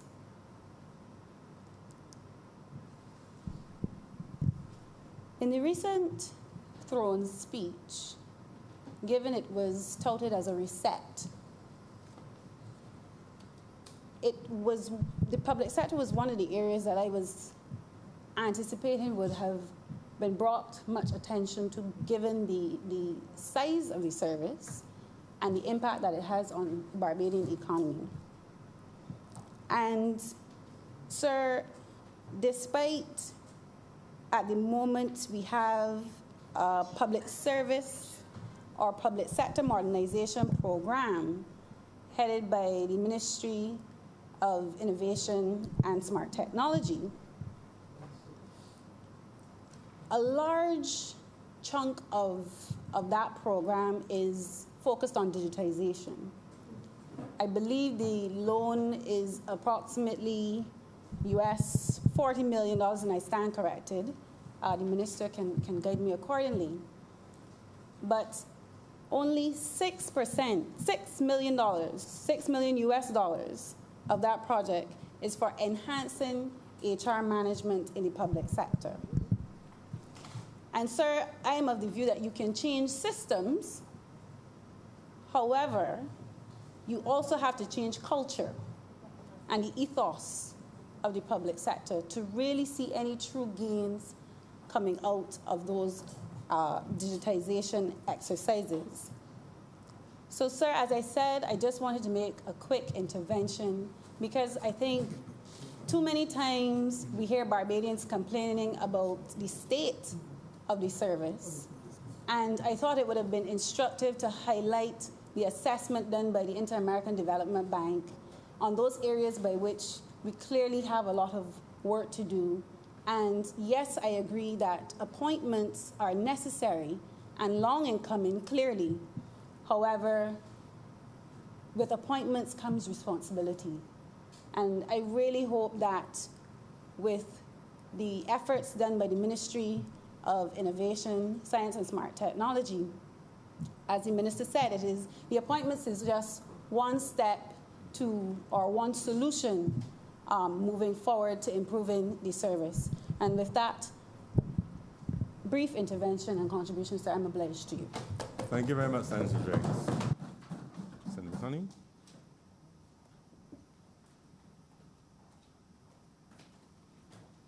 Senator McConney. Thank you, Mr. President. I wish to thank all of our honourable colleagues for their contributions to this debate. Mr. Franklin and Senator Franklin had many stories, as usual, about what he considered to be how appointments were made and whether there were improprieties included. Much entertainment in that regard. It was interesting, however, that he would mention that the public service is rotten to the core. That was a very surprising statement for me to hear come from the mouths of someone who would represent the public service and who at one point in time also said that they would not want for certain public servants to be a part of the integrity legislation that did not manage to pass through. So it is very interesting that I hear these words, which in my mind appear to be contradictory, Mr. President. I also wish to acknowledge the contribution of Senator Moore, who spoke about the fact that there are commitments that were made before that were similar with regards to appointing that were not indeed honored, and that there is a caution that there are possible areas for further lag to exist if we are not attentive and we do not pursue it vigorously to make sure it happens, and that really and truly we need to do better in moving beyond the blockades that have been created for the appointment and the promotion of public servants. And Senator Driggs made a very interesting contribution as it related to some of the key questions that have to relate to productivity and to increase levels of satisfaction and to incentivize the persons to improve morale and other aspects. I simply wish to add that there is a part of the public sector modernization program that speaks to a human resource component that seeks to improve the human resource management within the public sector. There are several different components to that, and the process for that has begun. You're absolutely right that there is a major cultural issue that needs to be addressed within the public sector. As we know, one does not address culture in a minute or a day. It is a process that will take time, and this government, as you know, are committed to bringing about the reform. In fact, the way in which we have gone about seeking to bring about the change that is required in appointments and promotion using this approach of this bill is certainly one way of showing that this government is interested in taking action to move that needle. And so, Mr. President, it is with these few words that I beg to move that this bill again be read a second time. Seconder? The question is that this bill be read a second time. Those honourable senators in favour, please say aye. Aye. Those against, please say no. I think the ayes have it. Mr. President, I beg to move that Your Honour do now leave the chair and the Senate resolve itself into committee for the further consideration of this bill.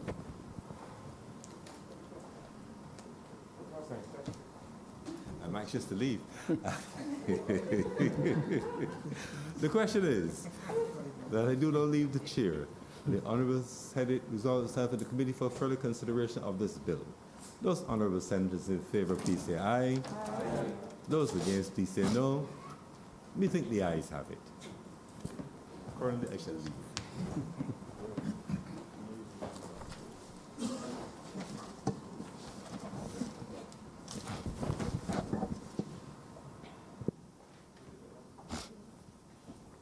The Senate is now in committee. Clause 1. Mr. Chairman, I beg to move that Clause 1 stand part. The question is that Clause 1 stand part. Honourable senators in favour, please say aye. Aye. Those against, please say no. Methinks the ayes have it. Clause 2. Mr. Chairman, I beg to move that Clause 2 stand part. The question is that Clause 2 stand part. Honourable senators in favour, please say aye. Aye. Those against, please say no. Methinks the ayes have it. Clause 3. Mr. Chairman, I beg to move that Clause 3 stand part. The question is that Clause 3 stand part. Honourable senators in favour, please say aye. Aye. Those against, please say no. Methinks the ayes have it. Clause 4. Mr. Chairman, I beg to move that Clause 4 stand part. The question is that Clause 4 Mr. stand President. part. Clause 4. At Clause 4, it says if you are acting in the post for 3 years or more immediately before the 1st October, sir, that immediately there is serving to do a disservice to what is happening. Like persons I spoke about, the guy I spoke about who was working for 3 years, and then they took him down because he wasn't a them. And then, but since when he came in, he gone back now. But he didn't there for 3 years. That was not his fault. So if you say we're working for 3 years in this particular post, that will cover it, because what you sought to do in the amendments that they did in the House is to make this Clause 7, where you said that the government will appoint people because of anything. You wouldn't need that amendment if you take out immediately. I think that should be considered, and I really feel that it wouldn't do any disservice to the people. It would help a lot of people who have been disadvantaged to be appointed, and because a lot of people will be suffering. You have people who work and they get transferred to another place, and somebody gone into their post because it was a temporary post. So you don't hold a temporary post, you were in a temporary post. Now you're making the post permanent, but the person that was in it originally and worked for 7 years, and I know a case like this, the person worked for 7 years, but then they got a little promotion and they're gone out now. And the person who came in after them and gone in their post has been there for 3. All of a sudden, that person is going to be appointed and senior to the person who they were replacing. It is not fair. I think, sir, that immediately needs to go.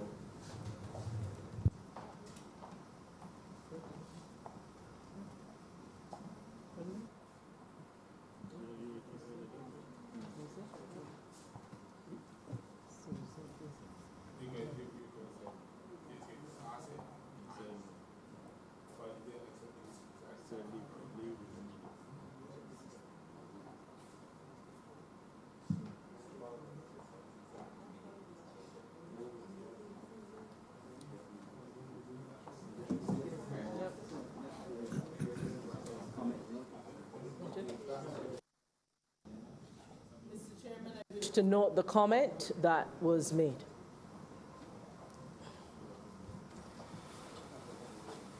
The question is that the comment of Senator Franklin be noted, which calls for the removal of the word immediately. Those in favor, please say aye.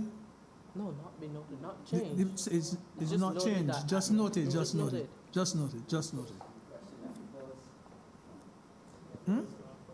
So, it's not amended, it's just It's noted. not amended, It's noted. yeah.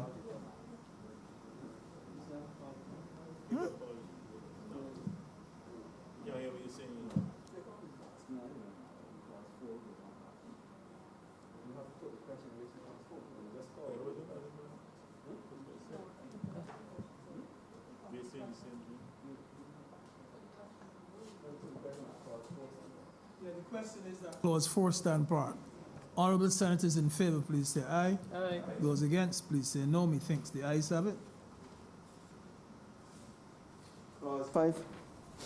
Mr. Chairman, I beg to move that Clause 5 stand part. The question is that Clause 5 stand part. Honourable senators in favor, please say aye. Those against, please say no. Methinks the ayes have it. Clause 6. Mr. Chairman, I beg to move that Clause 6 stand part. The question is that Clause 6 stand part. Honourable senators in favor, please say aye. Those against, please say no. Methinks the ayes have it. Clause 7. Mr. Chairman, I beg to move that Clause 7 stand part. The question is that Clause 7 stand part. Honourable senators in favor, please say aye. Those against, please say no. Methinks the ayes have it. Clause 8. Mr. Chairman, I beg to move that Clause 8 stand part. The question is that Clause 8 stand part. Honourable senators in favor, please say aye. Those against, please say no. Methinks the ayes have it. Clause 9. Mr. Chairman, I beg to move that Clause 9 stand part. The question is that Clause 9 stand part. Honourable senators in favor, please say aye. Those against, please say no. Methinks the ayes have it. Report. Mr. Chairman, I beg to move that you do now report to His Honour the President the passing of one bill in committee. The question is that I do now report to His Honour the President the passing of one bill in committee. Honourable senators in favor, please say aye. Those against, please say no. Methinks the ayes have it.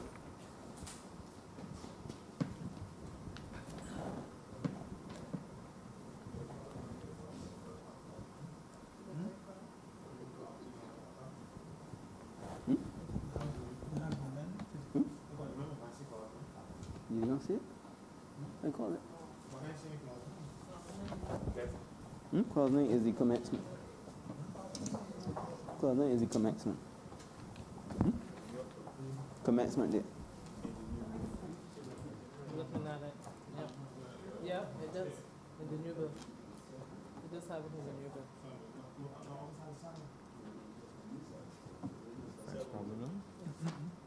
It's in the new bill. The change from 7 to 7. Okay. Clause 9 is the commencement. All right. It's very clear. The chairman has reported to me the passing of one bill in committee. Mr. President, I beg to move that this bill be now read a third time. The question is that this bill be now read a third time. Those honourable senators in favor, please say aye. Aye. Those against, please say no. I think the ayes have it.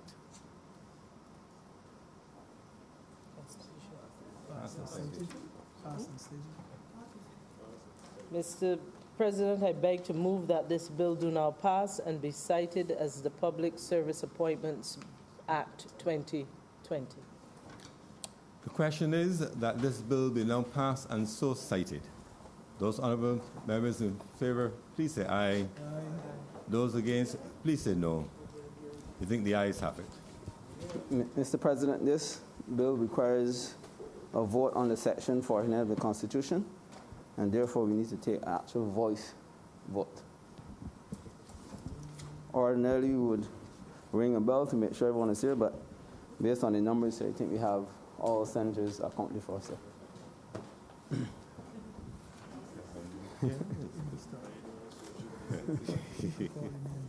Yeah. Senator Walcott, Aye. Senator McConney, Aye. Senator Cummins, Aye. Senator Dr. Springer, Aye. Senator Dr. Holder, Aye. Senator Adams, Senator Dr. Haynes, Aye. Senator Grant, Senator Sands, Aye. His Honor Senator Greenwich, Aye. Senator Franklin, Aye. Senator Drake, Aye. Senator Moore, Aye. Senator Wiggins, Aye. Senator Dr. Rogers, Aye. Senator Nurse, Aye. Senator Boyce, Aye. Senator Maynard, Aye. Excuse me. Senator Aye. Senator Tate. Aye. Mr. President, 19 honorable senators voted in favor of the bill, and therefore, in accordance with Section 49 of the Constitution, the threshold of two-thirds majority has been met. The bill is therefore passed in accordance with the Constitution.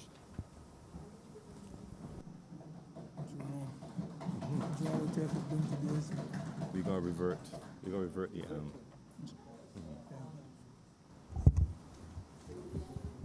You got something? Mr. President, we revert to reports from select committees.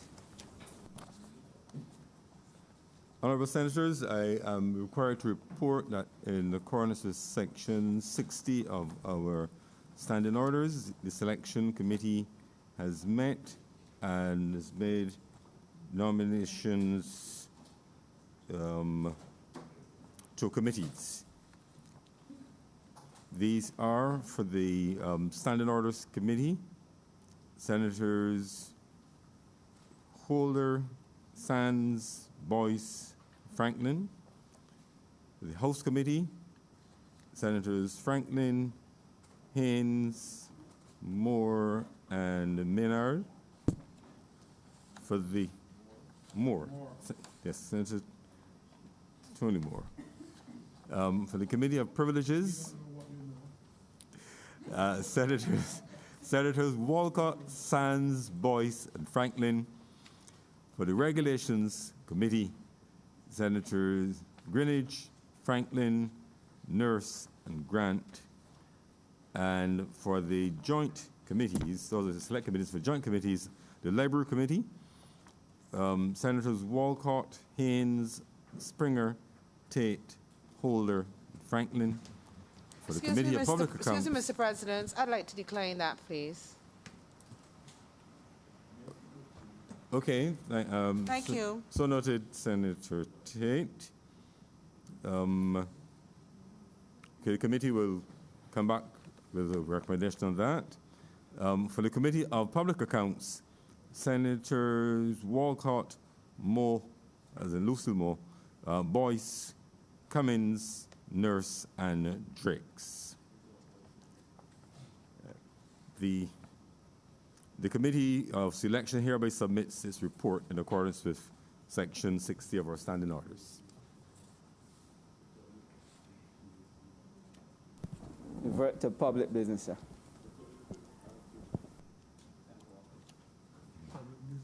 President, I want to simply thank all honorable members for their participation today, both in the tribute and also in the bill which was just dealt with, and I beg to move that this sitting be adjourned, sine die. The question is that this sitting of the Senate be adjourned, sine die. Those members in favor, please say aye. Aye. Those against, please say no. We think the ayes have it. This sitting, therefore, stands adjourned, sine die.